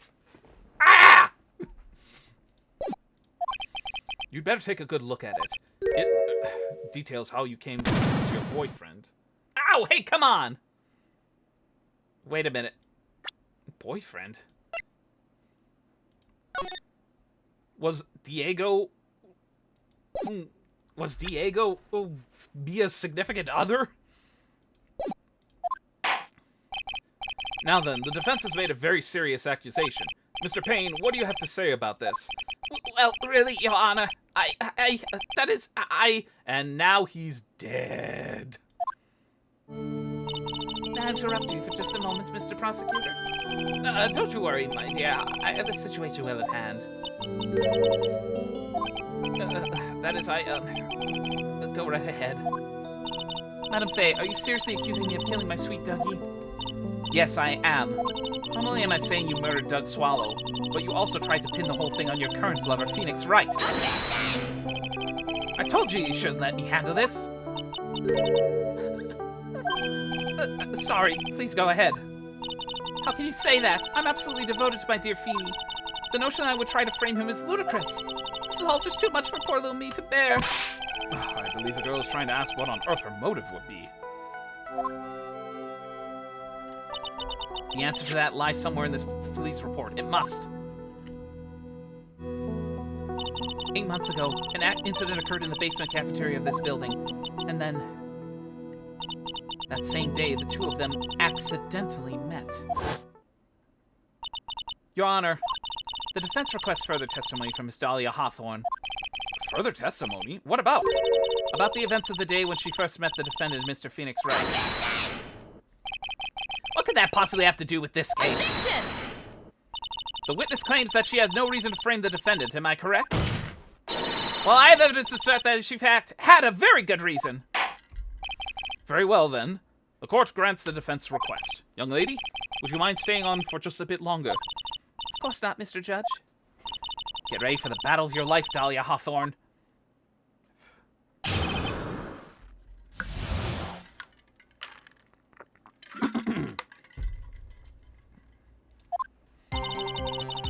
We've reached the crescendo. I first met my darling Feeny 8 months ago. It's like we were destined to meet in this very courthouse's basement reading room. The moment our eyes met, my heart skipped a beat. We've been going out ever since that fateful day. We're so lovey. We're so lovey. Lovey. We literally make people sick. It's just jealousy, I think. Mr. Wright, do that again and you will be held in contempt of court. And now we enter the final act of our little drama. As we used to say in the days of my youth, go get her. If he was gonna say something lemon, I was gonna scream. Hold it! So, until that time, you had been dating Doug Swallow? Yes, I'm a real fool, I know. Letting my emotions change so quickly. I'm ashamed of myself. No, not at all. Look at me. I'm infamous for changing my mind. She could slap his hip. Oh my God! Shut up, please. Ah! My careers have even taken to calling me Judge Fickle. Oh, maybe you should look for a different line of work. Despite that, however, he always hands down the correct verdict. That's why some people also call him the Great Judgini. Hold it! The courthouse's reading room? That's a strange place to meet the love of your life. That's not true, Madam Faye. After all, Feeny was not only an art student, but he was also planning on becoming a lawyer. I'm not talking about him. I'm talking about you, Miss Hawthorne.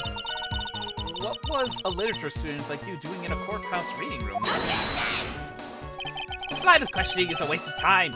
There's nothing to do with our murder case. Miss Faye, I'm warning you. This has nothing to do with Mr. Swallow's case. I have to remember, the judge is on Dolly's side. I better Head carefully. Well, let's wait and see for now. Mia, if the judge gets angry, you'll lose the whole case. I'll just have to hold my tongue for the time being.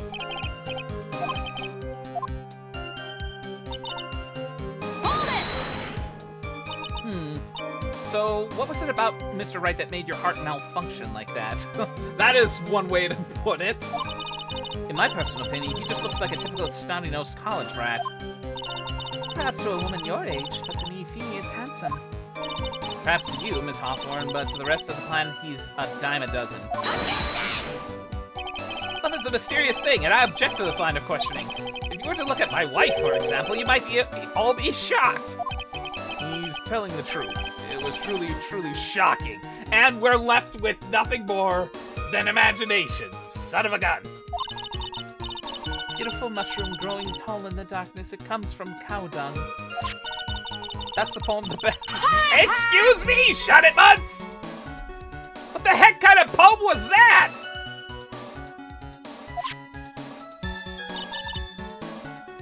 Hold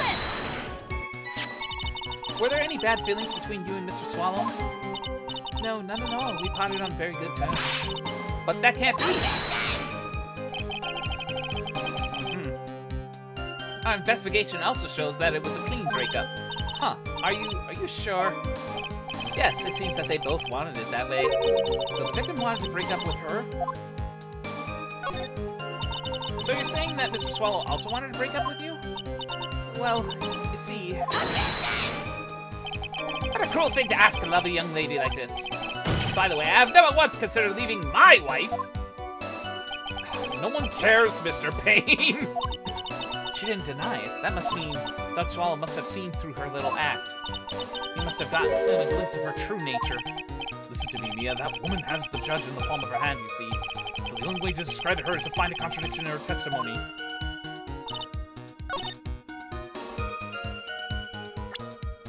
So the only other place I could possibly press on would be the one I skipped for the time being. I usually try to save the potential true route for last, just in case there might be something that might throw off otherwise. Hold it! So let's try this again.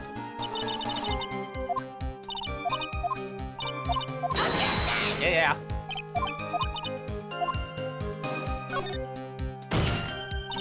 Your Honor, if you'll allow me some latitude, I think I can establish relevance. Please ask her to continue on with her testimony. Very well. Young lady, I've got a simple question for you. What were you doing downstairs in the courthouse reading room? If it pleases Your Honor, the answer is simply this. Research for a paper I was writing. Hold it! You were writing a paper? On what? On the relationship between modern senryu poetry and the criminal underworld. Oh, that sounds like a fascinating research idea. Am I getting old? No, I've even forgotten what I've forgotten. Again with the midlife crisis stuff? Mia, why did the girl really come to this courthouse?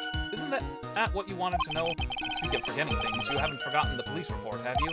I went through a lot of trouble to get it, my dear, so be sure to read it carefully. Yeah, I read through it carefully. Just refreshing it.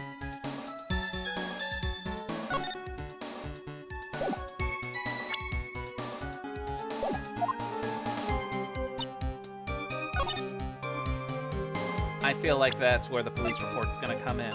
Objection! Miss Hawthorne, you weren't here because of your research paper, were you? You didn't actually come here for much more... Didn't you actually come here for a much more important reason? What is the meaning of that cocky smile on your face, Miss Fay?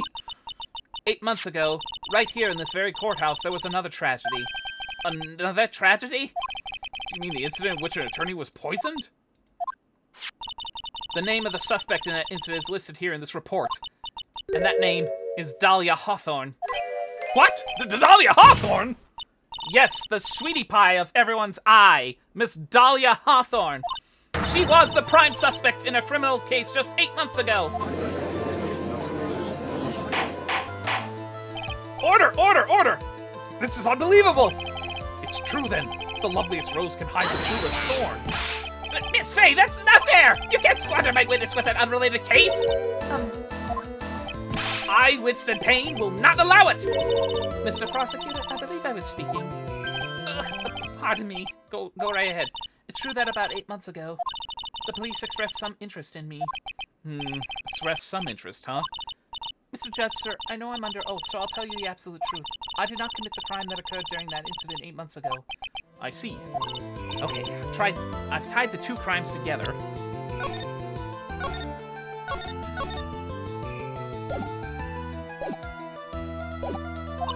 Now I've just got to stay on the offensive. Well done, Mia. Ugh. Really lit a fire in my heart. And my buttocks. Come on! You gotta see a doctor, Grossberg. I can only tell which is more inflamed, my spirits or my hemorrhoids. Good grief. I met the lawyer who was poisoned to discuss something in the cafeteria that day. I left my seat for just a moment, and that's when it happened. Yes, more ass creep. Shut up! Good grief. From what I heard, it was a liquid poison that is lethal at just 2 teaspoons. Not only that, Shut up, Mons. I'm trying to act. not only that, I heard it was a very special kind of poison. So you see, I'm innocent. I wouldn't even know where to get a poison like that. So that's what happened here 8 months ago. Although, as you heard from the witness's testimony, she had nothing to do with it. I think the defense is just about out of tricks. I'm terribly sorry, Mr. Payne, but I'm afraid the defense has many more tricks up its sleeve today. And I'll be sure to show them to you before the end of this cross-examination. Ah! What the? Why does the defense suddenly feel stronger? Ah, Mia! You're glowing with true warrior's aura, my dear. That proud posture and self-confidence. Absolutely smashing. Yeah, just don't get too excited, otherwise your hemorrhoids will explode.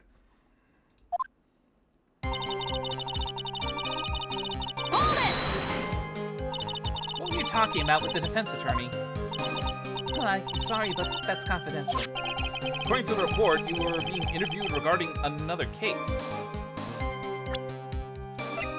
Yeah, just to refresh. Smash the heaven. Forget about it. That's it. We're done. Goodbye, everyone. Jesus Christ. Mr. Courthouse did that. Another case. That's it. Just another case. That was it. The lawyer that was killed. He said he wanted to talk about an incident I was caught up in when I was younger. Why don't you tell us all what that incident was? That has absolutely nothing at all to do with this case. Objection sustained. The defense's question is stricken from the record. You get involved in a lot of incidents, don't you, Miss Hawthorne? Well, I guess I was just born under a bad sign. Don't worry, Dolly. I'll protect you. You heard the man. Now that is true love, young lady. Oh, Phoebe, please. Those two are really making me ill, albeit for decidedly different reasons. How long were you gone? I've already answered all these questions for the police, but if you must know, maybe 10 or 20 minutes? And where were you during that stretch of time? Using the toilet? What are you saying, Miss Faye? Toilet? My perfect little Dolly doesn't poop. Ah! Phoenix, hurry! I gotta poop! Jesus. You heard the defendants, Miss Faye. Better luck next time. Oh, please. The police, and that's how you get hemorrhoids. Oh. That's it. We're done. That's it. We're done. Goodbye.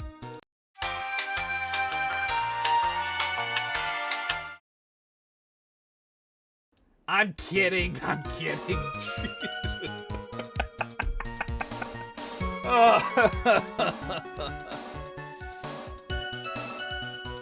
The police have already looked into this whole matter. Yeah, nice try. I got an eggshell for a helmet. This line of questioning is nothing but a waste of the court's time. Objection sustained. Miss Hawthorne, please continue with your testimony. I can keep trying. About how much liquid is 2 teaspoons? Well, let me see. My bottle of eye drop says it's a half fluid ounce, which is equal to 3 teaspoons. So it's about 2/3 of that amount, huh? Poison was found in the lawyer's mug of coffee. Incident after I left the table. Someone must have quietly slipped it in there.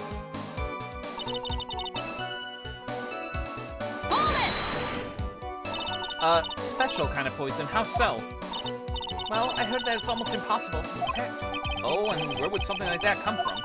I'm sorry, all I know is what I overheard the policeman saying. He said something about using advanced chemical processes to purify it. Chemical processes? Well, that's quite impressive. Most impressive. I almost read that in Darth Vader's voice. Impressive. Most impressive. Easter is only once a year. Don't give him ideas, Wolf. The better question is, how did the criminal get something like that? Great, now the Easter Rabbit has hemorrhoids. Oh my god. Let's stop talking about hemorrhoids, please! Giving me an aneurysm with this.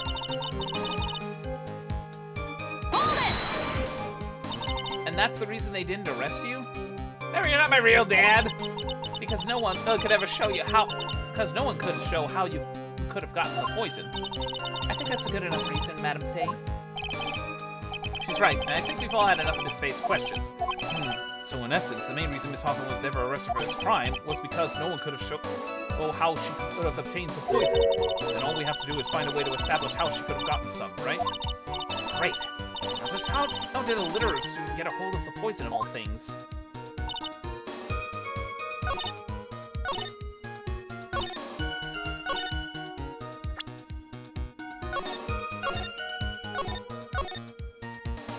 Actually, I think I've established where, but it's not from what, it's who.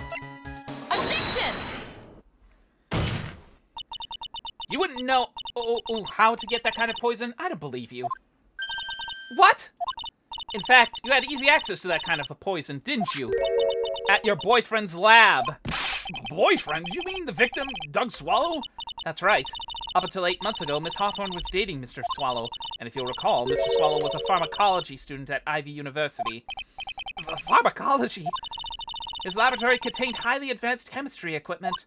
In fact, without such equipment, the culprit could never have obtained such a rare and special poison. Well, Miss Hawthorne, it seems you had access to such poison after all. And then, it was a matter of slipping it into the victim's coffee when he wasn't looking. The only person who would have done that was the one sitting at his very table. You! No! Order! Could it be? That's nothing but a baseless accusation. May I say something, Madam Faye? What is it, Miss Hawthorne? The amount of poison in the coffee was 2 teaspoons, correct? In order to carry that much liquid, you would need some kind of container. Well, yes, that's true. I searched immediately after the incident. Took place. Quite true. In fact, the entire courthouse was turned upside down. But they didn't find suspicious container anywhere, did they? She's right. They even mentioned that in the report. Well, you could have easily gotten rid of something that small. Excuse me, madam, but this is a court of law. If you're saying I threw the poison container away, I think you need to show some kind of proof. Proof? She's got to be good with that. I already figured it out. Provide some evidence, or I'll have to disallow this line of questioning, Mr. Faye.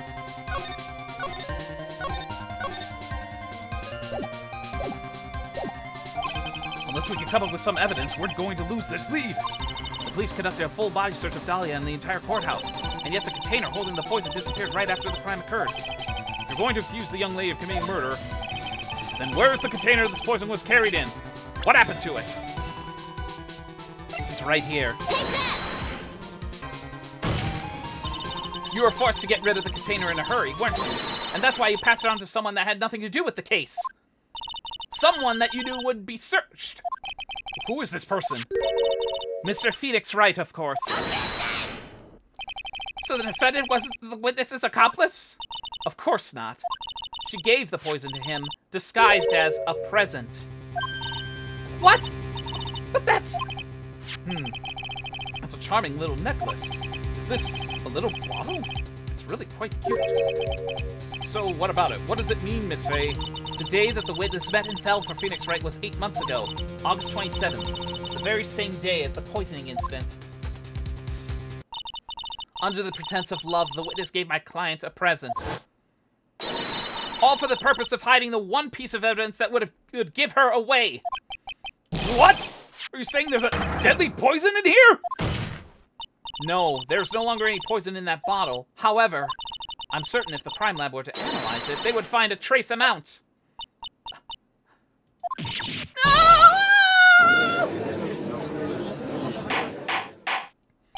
Order! Order in the court! Objection! On behalf of Dolly, I object! Mr. Wright, control yourself! I won't let you bully her like this!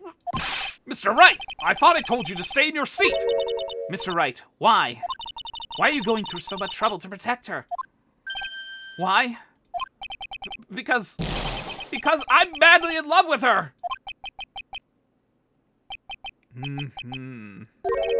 Madly in love. I haven't heard anyone say that in a long time. Mr. Wright, have you ever thought about this? Why exactly would a woman like Dahlia Hawthorne want to date you anyway? Well, I guess she must be madly in love with me, too. Mr. Wright, please, open your eyes. At this point in the trial, I think it should be obvious to everyone. The real reason that Dahlia Hawthorne is dating you is because of that necklace. Dahlia Hawthorne was not and is not madly in love with you. The only thing she's after is that necklace you love to wear around your neck. But my necklace? Back there in the waiting room, you said it yourself. Yeah, but she's so shy. Every time I see her, she always says the same thing to me. Please give it back now. What a strange girl asking for a present back like that. For Dahlia Hawthorne, that necklace is irrefutable evidence of her crime. That's why she absolutely had to get it back. You're lying! But you never gave it back to her. And to make things worse for her, you insisted on showing it to everyone you met. That's why she... I don't believe you. No, that's a lie! Ah! Ah!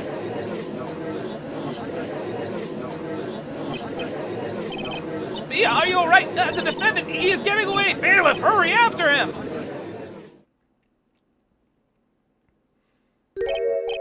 Mia, are you alright? Yes, I think so. That boy, he went completely insane. Where's Mr. Wright? It looks like the bailiff caught him, so he should be back soon enough. Thank goodness. Oh no! What is it? The bottle necklace. Miss Hawthorne's present. It's gone! What? That's terrible! Mr. Wright must have grabbed it when he slammed into me. Foolish boy. That's the only thing that could have saved him. What the blazes are we to do now?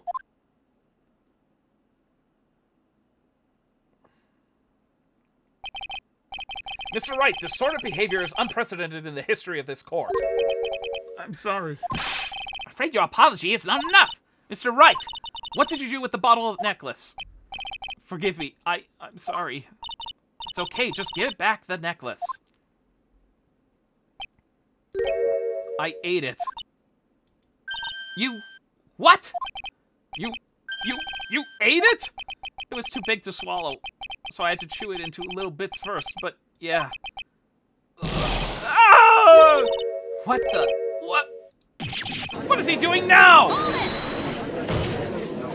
Your Honor, you've got to stop the trial. Mr. Wright, are you feeling okay? Does your stomach hurt? That bottle you swallowed may have had some poison left in it.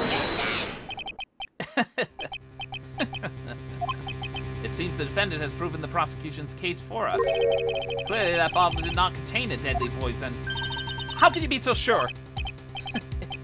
I think that's obvious. As you can see, the defendant is still very much alive. As for the poison, more like a fledgling defense attorney's overreactive imagination. So it would seem. Objection! No, there must be some mistake. The bottle must not have had any poison left in it. Either that or the poison must have lost its potency. There, it's all right, rookie. Oh, great, Felix is gonna get... Trusting your client is the most noble thing a defense attorney can do. And it's heartwarming to see that you place this much faith in Mr. Wright. But that's how it is for us on the prosecution side, too. For example, I would trust the witness, Miss Hawthorne, with my very life. Which is why I can state that your assessment of her is completely wrong. That's enough. Unfortunately, Miss Fay, I cannot accept your explanation of the events. But why? This may be impossible for a beginner like you to understand, but in a court of law, evidence is everything. Even after I prove so much, is she going to get away with everything?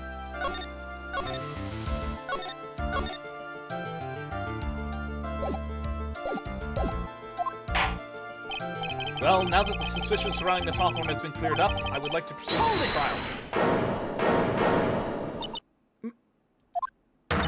Mr. Wright!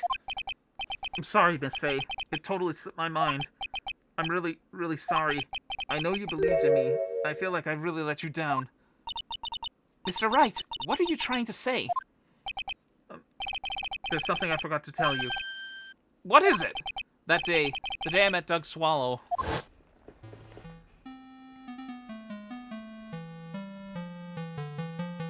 That girl, you shouldn't see her anymore.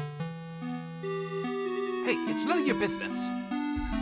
I'm telling you, for your sake, if you continue to see her, it's going to be bad news. You're lying! Just listen to me. There's something you need to know about that girl. Last night, someone stole some poison from our lab. Poison?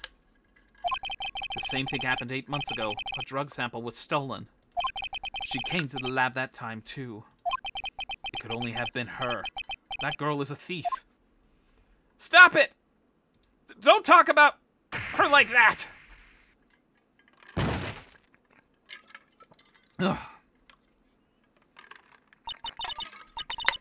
Is it true? Did he really say that? That's ridiculous! There's one more thing. After I pushed him that day, I got worried and came back to have a look. And she was there. Dolly was right there. She was crouched down next to him. What? She told me not to ever tell anyone about it, but I'm sorry, Dolly. Your Honor, the defendant is... Miss Faye, you tell them! The Dolly didn't do it. She's innocent! So Dahlia stole poison 8 months ago too, huh? You put that together with Mr. Wright's testimony, then there's only one possible conclusion. The defense believed that Miss Dahlia Hawthorne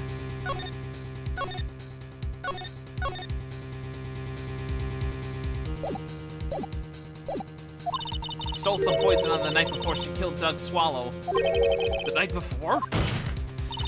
Naturally, her motive for stealing it was to kill someone. Miss Faye, if you're so certain of your theory, then let me ask you this. Mia, this is your last chance. Think carefully now. There's something that she desperately wanted to get back, therefore... Exactly who was Miss Hawthorne planning to kill?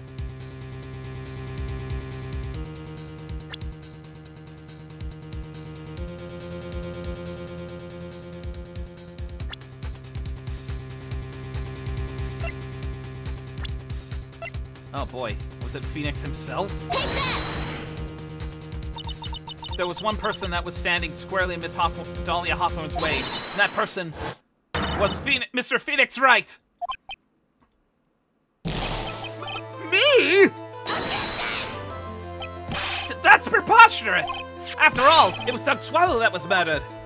Well, it's true that that's how things worked out, but let's remember that Mr. Swallow died of electrocution, not poison.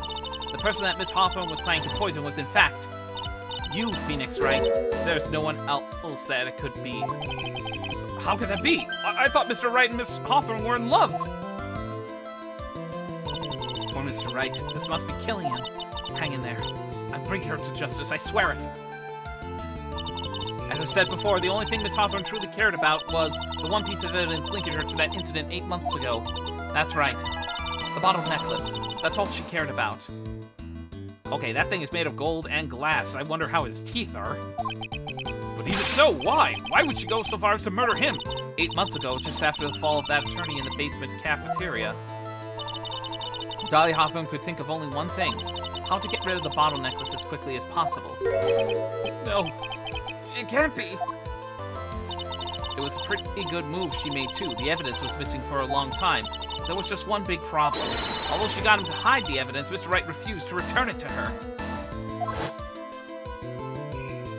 To him, the tiny little bottle was a cherished treasure. He even showed it to everyone he met.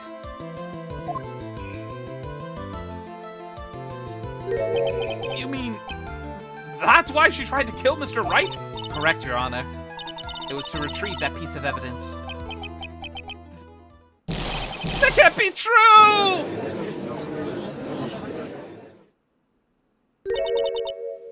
Feeny, what a joke you are.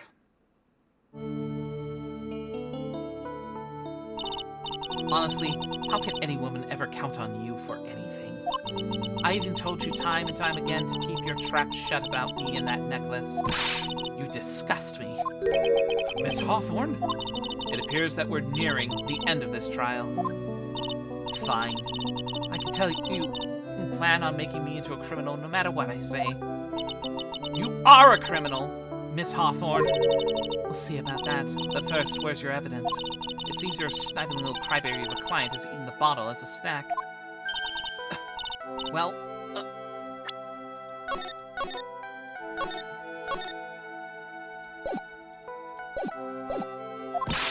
Hey, old man, are you senile or something? Why don't you say something instead of sitting there with that dumb look on your face?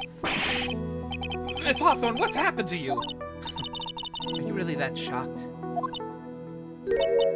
Or do you prefer me this way, Mr. Judge? With absolutely no proof, you treat a voluntary witness like she's a mass murderer. Well, I have nothing more to say. I'll be heading home now, if you don't mind. We're not finished. Fine. Then ask this nasty old hag to finish up already. I can't let her get away this time. Stop, Mia! If you keep on pushing without any evidence, you could pay the ultimate price as a lawyer. The ultimate price? You'd be forced to take off your attorney's badge forever, I'm afraid.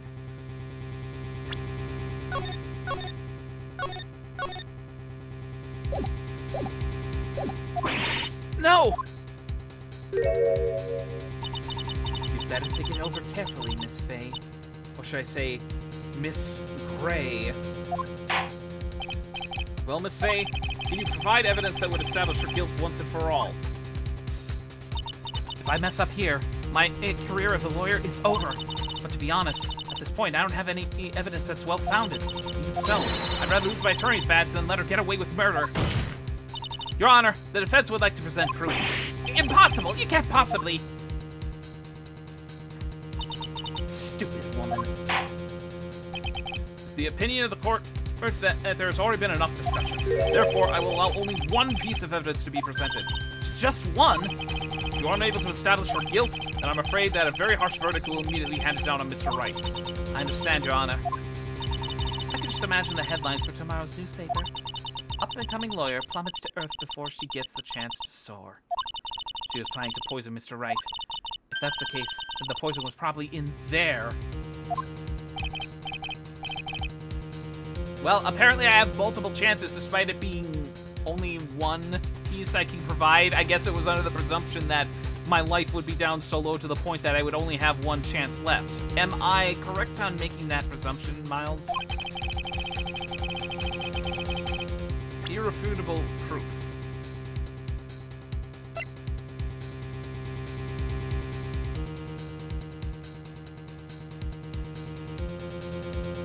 Okay, so it is truly one and done, but I have a feeling it is the one piece of evidence that we have not presented, and that's the Cold Killer X. It went missing when Phoenix was having lunch with Dahlia. It was within the guy's hands, has his fingerprints on it. It's the only piece of evidence that would explain, that would fit in this case. Take that! Here it is, Your Honor. The evidence that will prove her guilt once and for all. Cold Killer X. Phoenix Wright's beloved cold medicine. Does our rookie defense attorney have a bit of a cold? If I did, I still wouldn't take this cold medicine. After all, it's been poisoned. What? Remember what the defendant said in his testimony? I lost my bottle around lunchtime the day of the accident. I always eat with Dolly, just the two of us. She was the one who took his bottle of Cold Killer X. Then she poisoned it, knowing that Mr. Wright was going to take some. Now you're really grasping at straws. After all, it was the victim, Doug Swallow, that was holding the medicine. I would like the court to recall the crime that happened here 8 months ago. Where did Miss Hawthorne hide the evidence? Huh? What are you talking about? 8 months ago, the poison was hidden in her bottle necklace, which she then gave to someone else for safekeeping. Someone had accidentally run into the reading room. My client, Mr. Phoenix Wright. Yes, that's right. She did the same thing this time as well.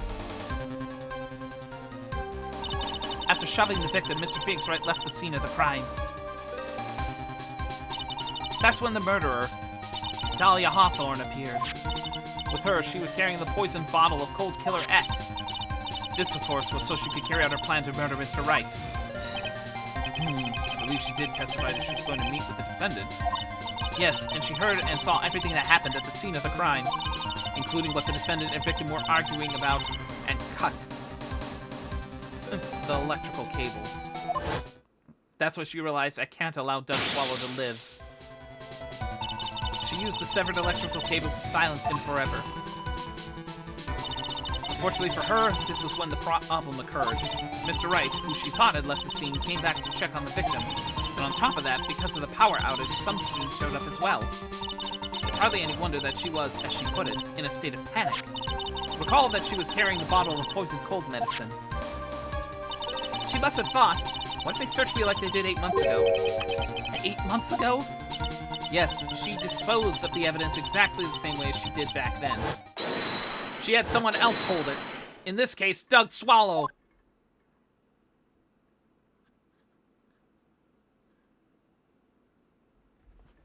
And a deathly silence falls over the court.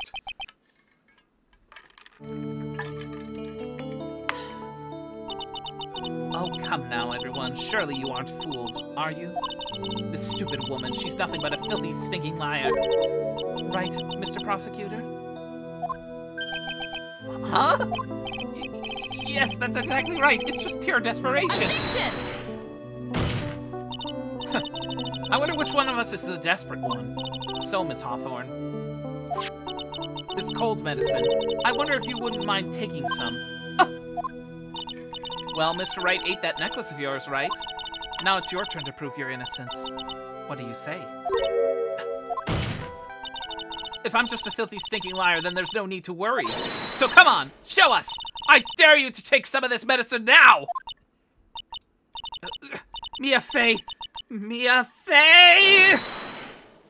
Oh God, do you think you've won? Well, do you, Mia Fey? That's just fine. For the time being, victory is yours. For the time being, well, I have a very long memory, you know. You and I will meet again. I'm certain of it. There's someone else with the same death glare last game. Oh my God. Morgan Fey. Rest in peace, Butterfly.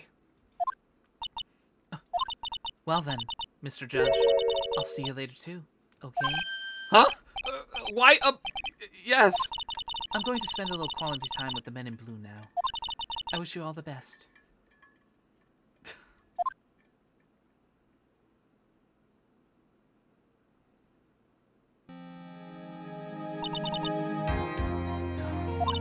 It's finally all over. I refuse to accept this! The defense hasn't shown scrap of evidence to support their outrageous claim. But even so, your witness seems to have accepted it. I don't care! I'm Winston Payne, and I don't believe one word that this rookie lawyer has said! Well then, Mr. Payne, let me ask you this. Yes? Would you care to try this cold medicine? What?! Just a little earlier, I could have sworn you said... There, it's all right, rookie. For example, I would trust the witness, Miss Hawthorne, with my very life. She girl bossing really hard. Yeah, you. If there's anything that's being proven right now, is that you don't fuck with a fae, spiritually or otherwise. So if she's so trustworthy, then I'm sure there couldn't possibly be any poison in here, right? You see, yes. And there comes the backpedal. Come on now, rookie killer. Show this rookie how it's done. How much trust do you really have for this woman? Are you willing to bet your life? My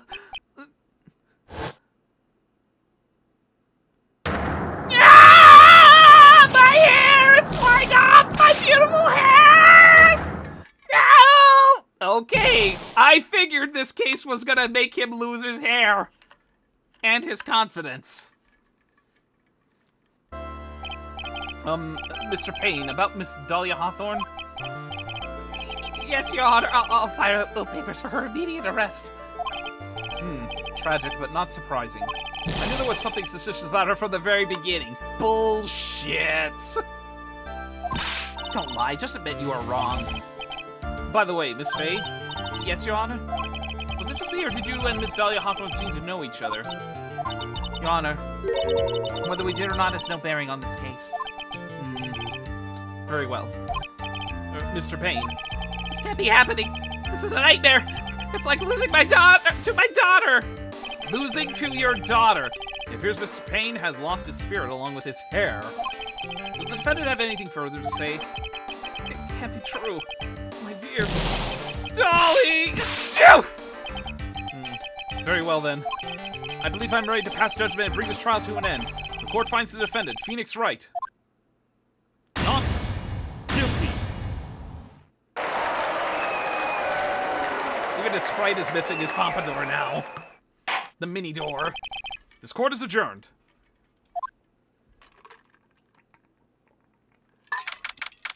Ugh. Holy moly, that was a kind of a stretch of the cords after a while. Mia, you were wonderful in there. Thank you for everything. Thank you for everything, Mr. Grossberg. Sophia. Thank God I hated that thing. You mean Sophia. Oh, it's a Golden Girls reference. You shot my vase! Oh, thank God I hated that thing. Thank you for everything, Mr. Grossberg. During the verdict, I thought my hemorrhoids were going to explode my mouth with Sophia. Ah! Come on!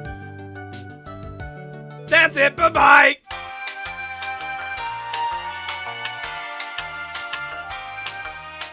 Okay, are we done yet? Jeez. Nope, looks like I didn't take... Looks like I didn't take that one. I'll give it to you. There we go. Probably didn't take during the transition. Mr. Grossberg, do you maybe think you could stop talking about them? That's rather rude. Damn it, hon, you promise you won't need that screen. Yeah. I've said I'm fine with the old screen. Don't worry. Ow! Come on. That's rather rude. Anyway, this case really made me think. What do you mean it's rather rude to have him stop talking about your hemorrhoids? I think that's a perfectly valid request. Ow, come on! Doesn't really need to have a relationship of mutual trust with the client. Perhaps it is we veteran lawyers who have lost the sight of this. Oh, Mr. Wright. Congratulations. Thanks. You know, I was thinking... Go on. The dolly I saw there on the witness stand. I don't think that was really her. What? Yeah, the dolly I know could never have sent those kinds of terrible things. Maybe she was like, I don't know, a fake or something? Boy, this poor kid still hasn't got a clue. You need to forget about her, Mr. Wright, for your own sake. Yeah, you're right. It's probably for the best.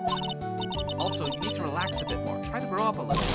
But out of all my friends, everyone says I'm the most grown up. What kind of company does this guy keep? Right now, I'm starting to become a lawyer myself. That's what you keep saying. But I thought you were in art department. Well, yeah, I am. But there's a friend that I desperately want to help. If I hurry, then I should still be able to save him in time. I see. Say, Miss Faye, a lawyer is someone who can help people when they're in trouble, right? Mr. Wright, I'm still new at this myself. But I think that's exactly what a lawyer is. Okay, I'm going to do it. I'll study my butt off. I'll become a lawyer for sure. I hope we see each other again someday. Maybe even in court. Maybe not, hopefully not in that way. It's been 5 years since I was acquitted of all charges. I became a lawyer like I planned. I managed to save my friend. But Mia has passed on to a better place. For me, this trial brings up a lot of painful memories. But it also brings up some very precious ones. And memories that I thought would never rise to the surface again. Mia is gone now. But even so, I can hear her in my mind. Phoenix, no matter what, always believe your client. Right. In a court of law, your greatest weapon is your belief. 5 long years. Something has happened that made me think back to her words of wisdom. But that is a story for another day. The end of Turnabout Memories. A brand new episode has been added. The Stolen Turnabout.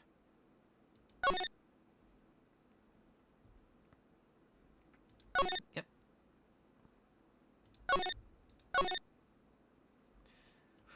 Whew. Is it just me, or are these opening cases getting longer and longer with each passing game? The time is 1 a.m.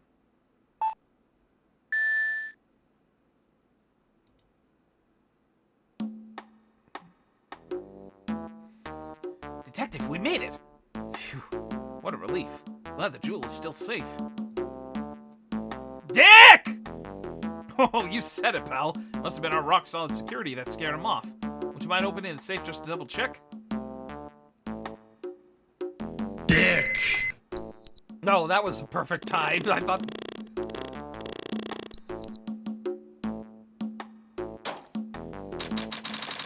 Wow. Talk about advanced security. What the hell? Ah! We've been had! Mask de mask, salutations. Out front, guards! Turn on the searchlights! Better luck next time, gentlemen.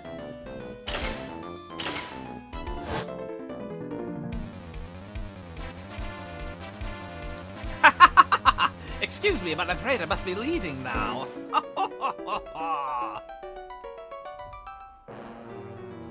We shall meet again when the next moon is full.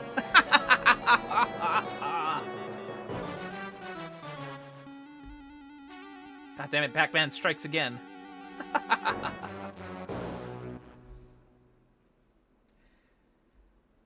Really, I was getting vibes of the Joker. October 11th, 3:24 p.m., Wright and Company Law Offices. Hey, Nick, get a load of this. Hey, are you listening to me? You can clean the toilet later. This is important. Ugh. What are you freaking out about now? Today will be the last time you talk to me that way. Huh? We're about to hit the big time. Big time? And what do you mean by we? You don't mean you and me are... Don't be silly. Talk about me and Pearly, of course. Hello, it's a pleasure to see you again, Mr. Nick. Pearls, you haven't changed a bit. Wait, what are you doing here anyway? Haven't you heard, Mr. Nick? Here, take a look at this. What's this? Some kind of poster?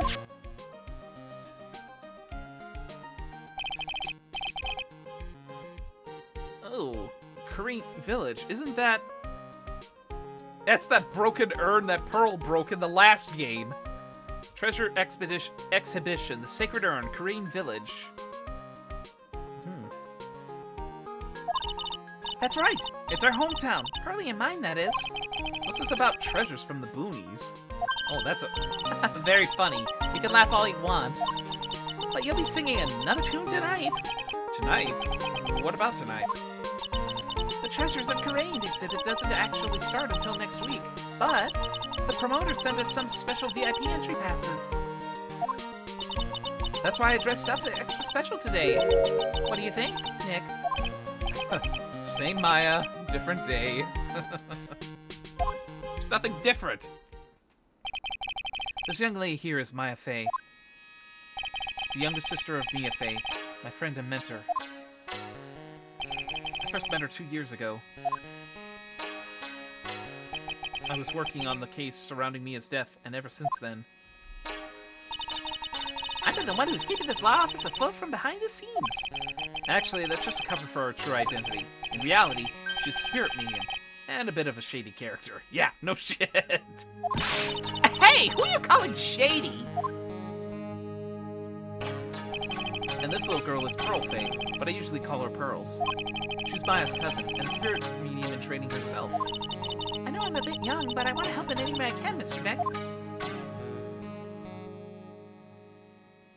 Korean Village is the home of the mysterious Korean channeling technique, and Maya here is the daughter of the Korean School of Channeling's master. Misty. I know it sounds ridiculous, but it's no joke. I've seen her power with my own eyes. It's the real thing, all right. Earth to Nick, how long are you going to make two gorgeous women like us wait? Yes, Mr. Nick, I can't wait any longer. I want to go see the exhibit. Looks like I don't get a choice here. Might as well head on out.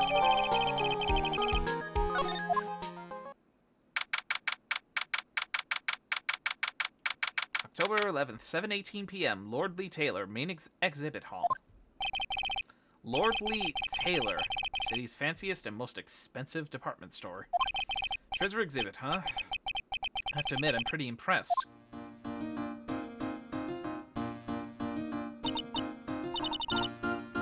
Wow, this is awesome. Yeah, you can make even the cheapest junk look great. It all depends on how you display it. Oh, they even have the dusty old hanging scroll that was in the Fay Manor storeroom.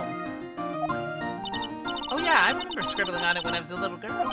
On a family heirloom? Say, Nick, the person in charge of this exhibition is waiting for us in the basement warehouse. All right. I guess we should go and say hello. All right.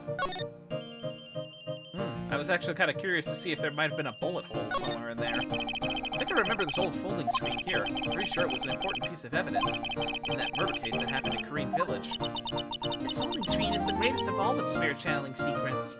Could check your profiles too. Okay. The Six-Leaf Crane's Ancient Sacred Writings folding screen. If it's so secret, why is it the most prominent thing in the exhibit? Yep, I still have the Magatama. Present from Maya and made active thanks to Pearl's help.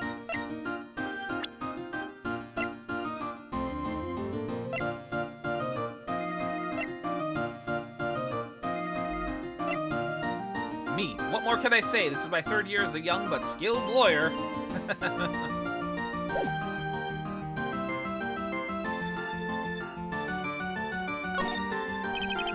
They're just a bunch of old urns. Are these really treasures too? Of course they are. This is a treasure exhibit, isn't it? Well, yeah, I guess so.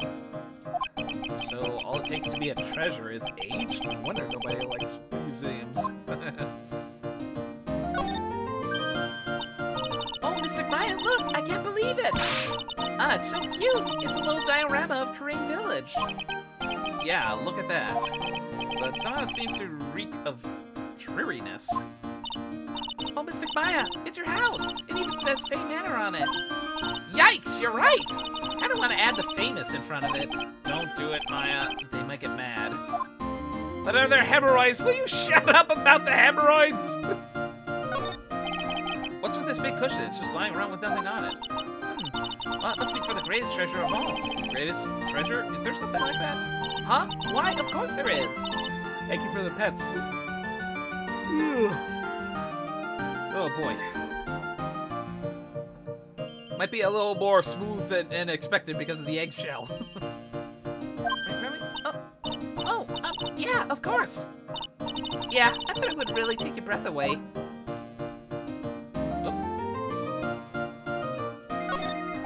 A piece of cloth with a ton of finely written characters jammed onto it. Probably esoteric knowledge only mediums would know. Let's see. Here's the title in English. 108 Ways to Save Money. I remember that in the training hall. I'm pretty sure the number has gone up since the last time I saw it. Has it? You can put a random chance to make it pet the belly. I wish. Unfortunately, the redeems locations are kind of stationary. I would need something much more advanced for that one. Oh, we're always looking for new ways, you know. Being a medium sounds like a rough way of life. I need bigger hands for all that belly, though. Alright, I think we've pretty much looked everywhere we could. Oh.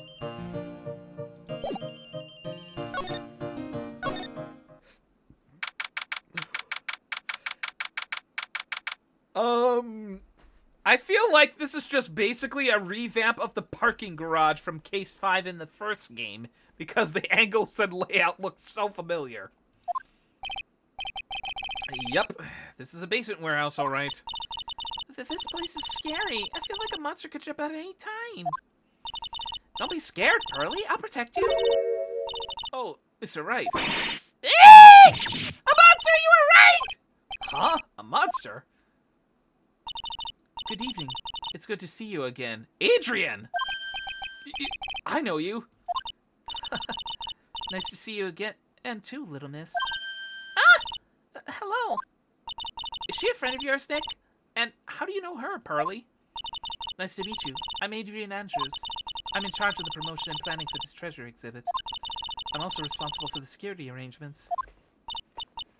Oh boy. Ace Attorney Samus traded her blue Zero suit for a jet black one.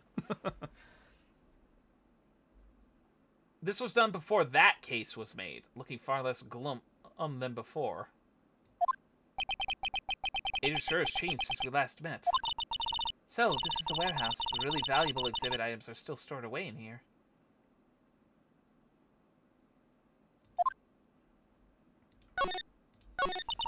It really has been a long time, hasn't it, Mr. Wright? Nick, what's going on? Who's this woman? Why are you freaking out on me? What? I just thought it'd be more dramatic if I got all worked up, that's all.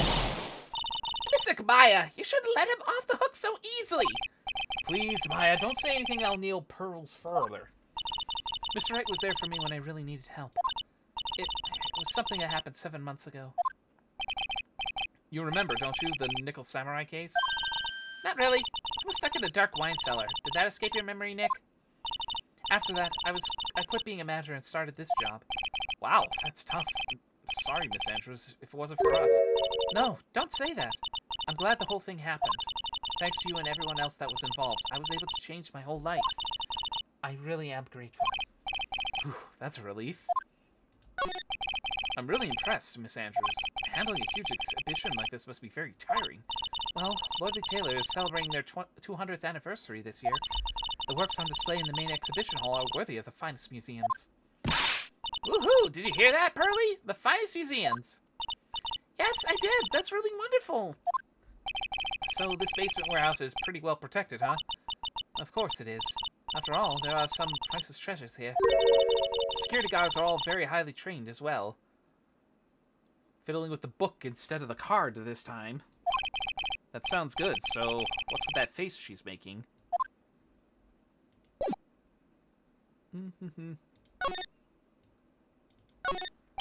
This computer, it looks like it's hooked up to the security camera above. And that means what? The camera is set up to take a photo of anyone that goes in or out of the storeroom. Then the date from the camera gets uploaded to this computer here, that's what. I see. That's some pretty high-tech stuff.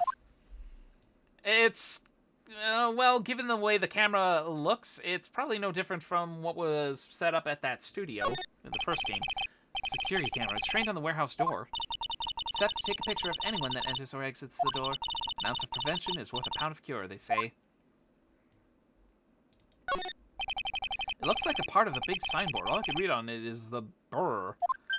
Aha! I've got it! Maybe it's supposed to say hamburger. Why would anyone write hamburger that big? Like, maybe for the World Hamburger Festival or something? I kinda doubt it. Aha! I've got it! Maybe maybe it said spaghetti. Why are you talking about food? Oh, wait, that's normal for you. Anyway, it says burr. There's no way it could be spaghetti. Well, maybe it was a typo. Maybe it said Spaghetti Festival. What do you think? Okay to me. Besides, spaghetti is the only thing more tangled than your reasoning. Mr. Nick, what's that big door over there? It looks like it's the door to the actual storeroom. I can see lots of big boxes and stuff back there. Really, let's go on in. I want to take a look. Oh, I'm sorry. Unauthorized personnel aren't allowed in there. Did you hear that, Nick? We're unauthorized personnel. Why are you telling me that? Alright.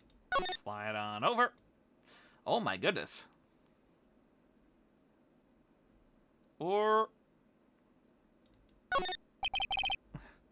It says organi. No, it doesn't, Nick. It says organize. You just can't see the last 2 letters. They must have fallen off or something, because I can't see them over the boxes. Yeah, well, I guess no one else could read it either because this place is a mess. Yeah, you must feel right at home, huh? What a slight. Mystic Maya, take a look next to the door. That's Mystic Ami, right? Yes, that's a statue of the woman who invented the Korean channeling technique, Ami Faye. The statue is on loan from one of the training halls of the Faye branch family. In fact, it just arrived this morning. It's holding the Shichi Ishito. What's that creepy-looking thing she's holding? Don't ask me. How should I know?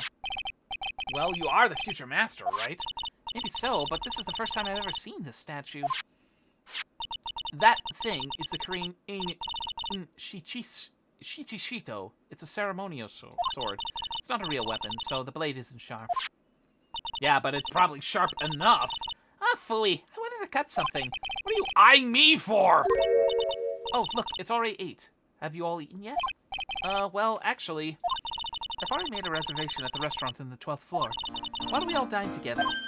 Oh, I like the sound of that. Dine. It sounds so fancy. I'll have the kids' lunch. Pearly, it's dinner, not lunch. Why don't you go for it and really eat your fill with the kids' dinner?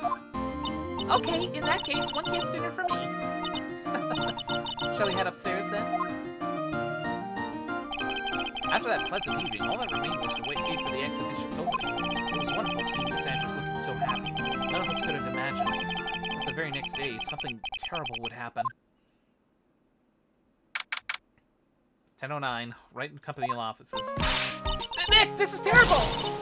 What, you're cleaning the toilet again?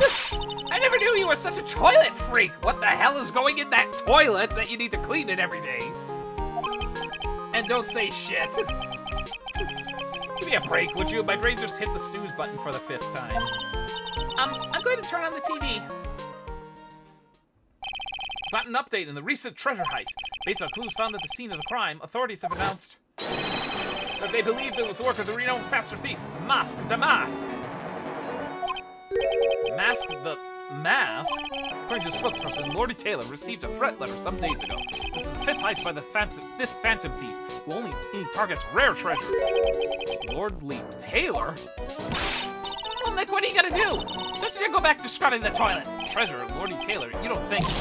Yes, now get up, Nick. It was stolen by Mask to Mask. Our most valuable treasure. The Korean sacred urn was stolen. What? Refresh my memory a little. What is the sacred urn? It's the only most important treasure in Korean village, that's all. Look, it's right there on this poster. Yeah, that's right. When Pearly tried to put it together, she misspelled the name. It's supposed to be Ami, but... Blech. Don't you remember what's inside? The urn contains a very important soul. Namely the soul of Mystic Ami Faye, the founder of the Korean channeling technique. Right, Pearly? Yes, that's right. Hold up. I thought the urn had the name Ami written on it. Now it says I am. Any idea how that happened, Pearly? Huh? Well, gee, there are some things best left unresolved, wouldn't you say, Mr. Nick? That's right. 1 year ago, there was a murder in Green Village, Maya's hometown. The sacred urn. It turned out to be an important clue in that case.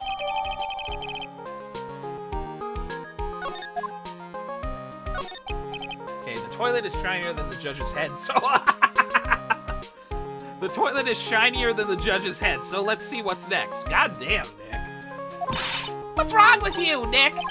What do you mean? What do you mean, Mr. Nick? Your beloved Mr. Maya's treasure has been stolen. Doesn't that even bother you? But I thought the urn was the village's treasure, so I don't see how... The village is Mystic Maya. She's the future of this great school of channeling. Oh my god, I'm talking too fast. You know what I'm talking about, Mr. Nick. I won't let you say it. You don't. Okay, I do. So what am I supposed to do about it? Isn't it obvious? Go and find the bad guy who did this. Yeah, and get the sacred urn back. But, detective, I'm a lawyer. Has nothing to do with this. If you're a real gentleman, you would find it for your beloved Mystic Maya. Man, oh man, there is no winning against Pearl's fairy tale image of love. So what's the name of this bad guy again? Mask to Mask, Nick. Make a note of it. Mask to Mask. This is terrible. I was arrested and everything. 1 year ago, the murder in Korean Village. A man was killed during one of Maya's spirit channelings, and this urn wound up being the key piece of evidence that proved her innocence. Mr. Nick, would you mind not telling Mystic Maya about that? You promised, remember? You said you wouldn't tell anyone I broke the urn. Oh yeah, that's right. Now I remember, this urn used to say Ami on it.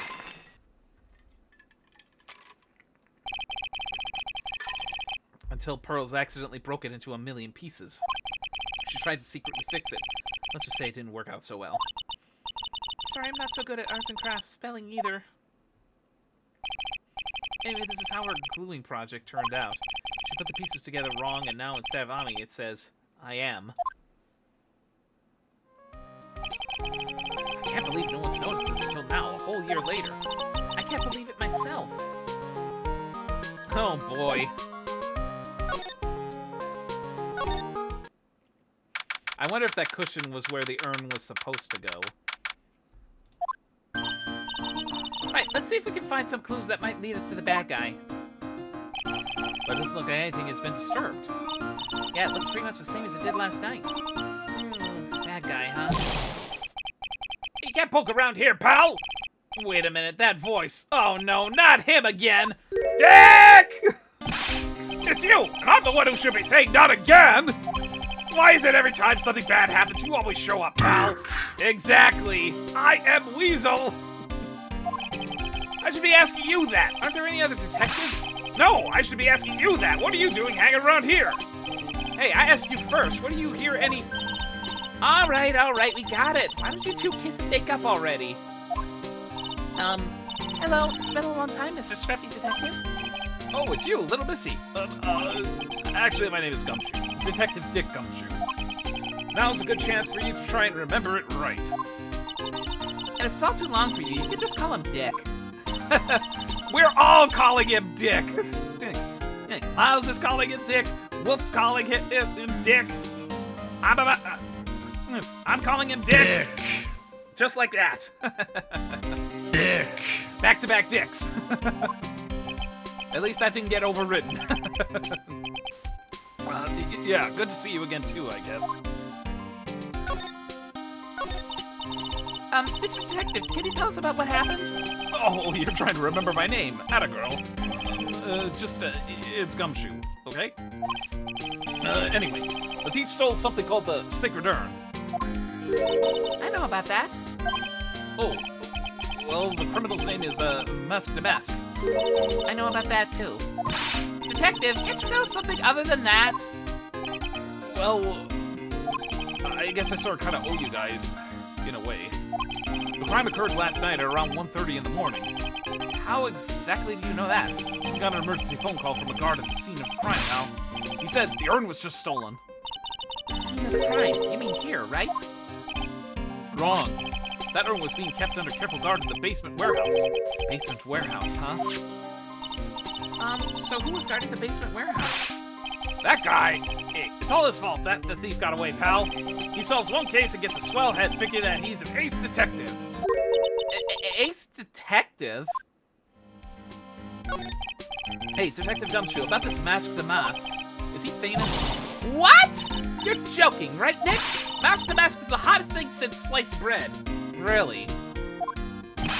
Double dicking, oh brother.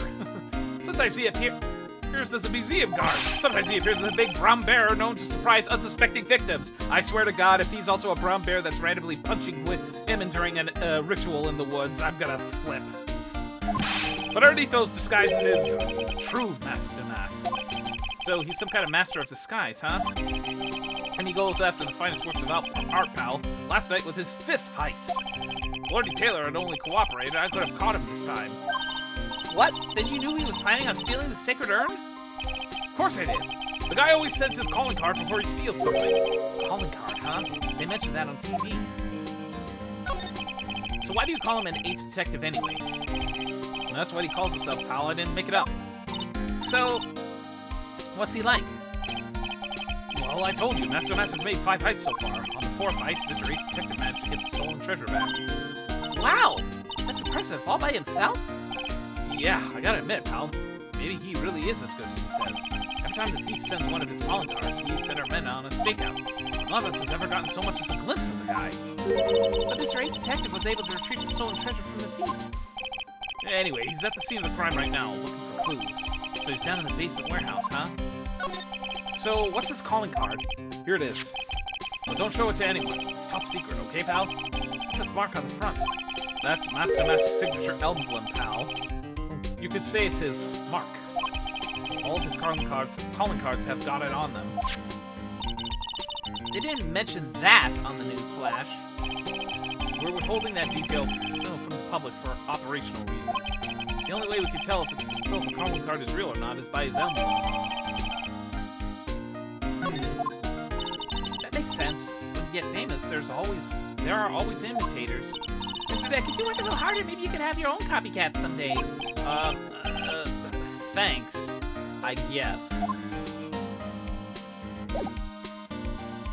Anything new to look at here? Doesn't look like it.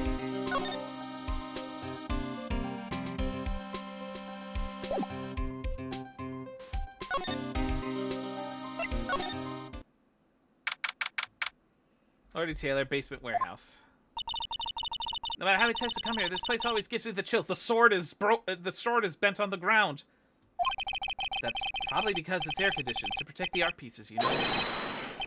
Welcome to my private little banquet of chaos. Huh? What the heck does that mean? He's gotta be the bad guy, isn't he? I'm afraid I have very little to offer, but please, make yourself at home. He has a butt chin. Who are you? Shh, silence.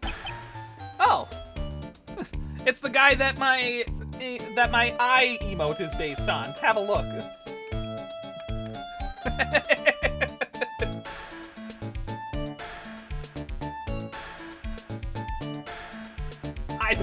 You can't poke me through the magnifying glass.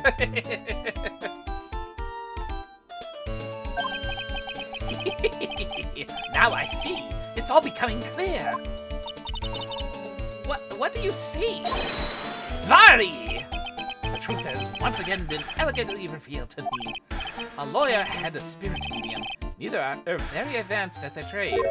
Excuse me, pal! Am I wrong? Yikes! That's scary. How did you know that? How, you say? The universal skeptic would say that how is nothing but a question of why. I am a traveler of both time and space and a swimmer of dreams. I have no idea if I should give this guy a German accent or not. I definitely got a nasally voice in mind for him. What is he talking about? I can't make heads or tails of it. Without German Joker. Without further ado, let me fulfill what should be the first duty of any gentleman and introduce myself. The name is Atmi. Look at me.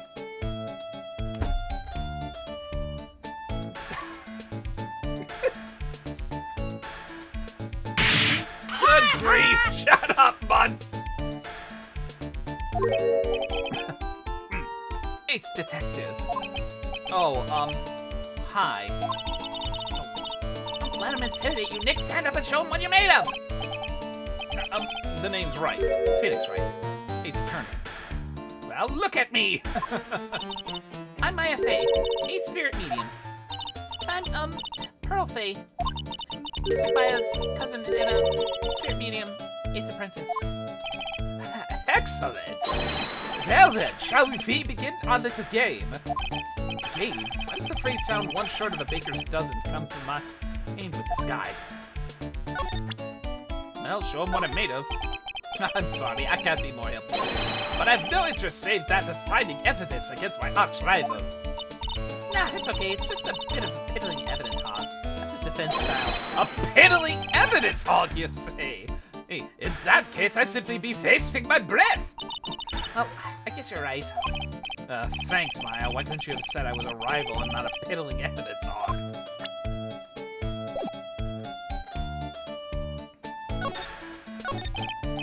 So are you really as famous as you say? Of course! For a lawyer, you have a rather shocking lack of knowledge about the world. I had no idea anyone who's left in this city had not heard of me. Look at me! I am Mask the Mask's arch enemy, the ace detective. Look at me! At this moment, there are two mighty figures which loom large over this grand city.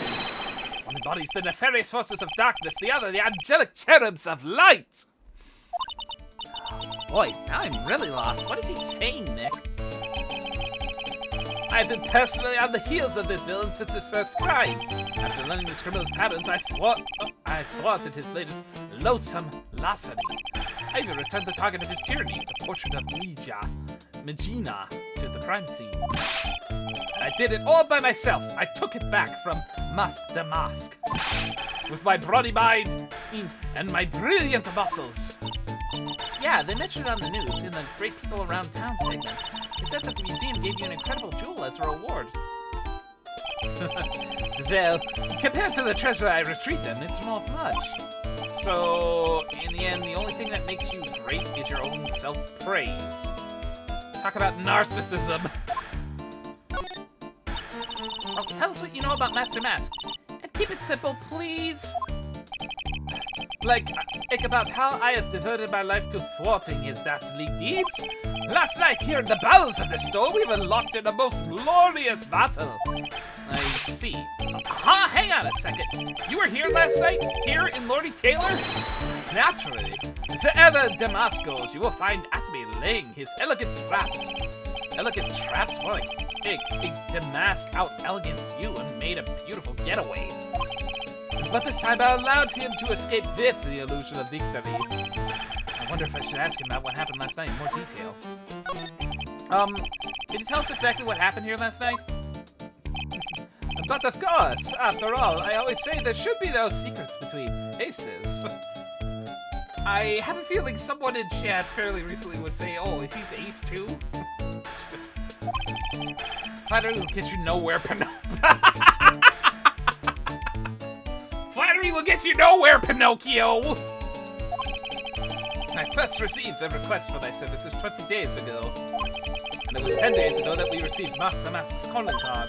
Huh? You were hired before the calling card even arrived? Yes, you see, the person hired me is quite rigorous and thorough. That's Adrian for you. Near 10 days after hiring me, her worst premonitions were realized. Calling card arrived, right? Yes. So, Ace Detective, I set a trap for the thief right in the warehouse. And waited for him. Alone. Alone? But why? Why did you go to the police for help? Ridiculous! Why should I seek help from such a singularly useless group of nincompoops? You've got a lot of nerve. After all, it was you that let Damask get away. I always operate alone and concealed, out of the sight of others. Concealed? Precisely! Even the guards on duty here were unaware of my presence. Fool your enemies first. You must fool your friends. It's my own original proverb. I'm pretty sure that came from somewhere else. Anyway, back to what happened last night. As I was saying, I hid there in the warehouse and waited for the thief to arrive. But I swear to you, the Solid Soul came through that entrance. Nonetheless, the sacred urn disappeared. But that's impossible. How could it just disappear? How, you ask? Don't be ridiculous, Sir Lawyer. If I knew the answer to that question, I wouldn't be here. For someone who seriously messed up his own stakeout, he's rather full of himself. So, you're saying that even though no one came through the doors last night, our precious urn still somehow vanished from under your nose? That's just not possible. Alright, time to examine. So, Lawyer, please refrain from such crude behavior, huh? What do you mean? This criminal is an artist. The I'm seeing is the canvas upon which he paints. Only I, Ace Detective Atney, have an eye which is educated enough to read the signs. Reset your lights. Huh? Oh, right. Ah. We're almost done anyway. I already set him on the next stream. It's not like we're in the middle of a trial anyway. Could you translate that for me, Nick? I think you just said don't touch anything, amateurs. There's something you fish should know about. You have but to ask at me. I know everything there is to know about my rival, Mask the Mask. How many rules does it take to change one light? What do I do now? Do you have any top secret information, stuff that only real crime buff would know? I'll think about what to ask while I listen to what Mr. Ace Detective has to say on that one. There, it's fixed. Happy now?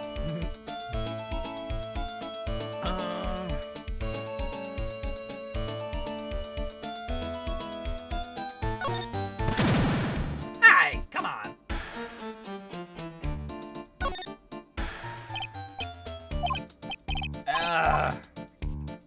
So it's all covered by this.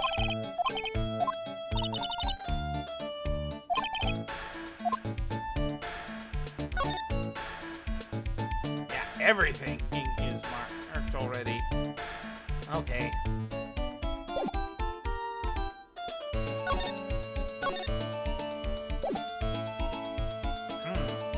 Is the star really part of the name? Is it supposed to be pronounced some way? I think that's just a stylistic choice. I think it's just simply Mask to Mask.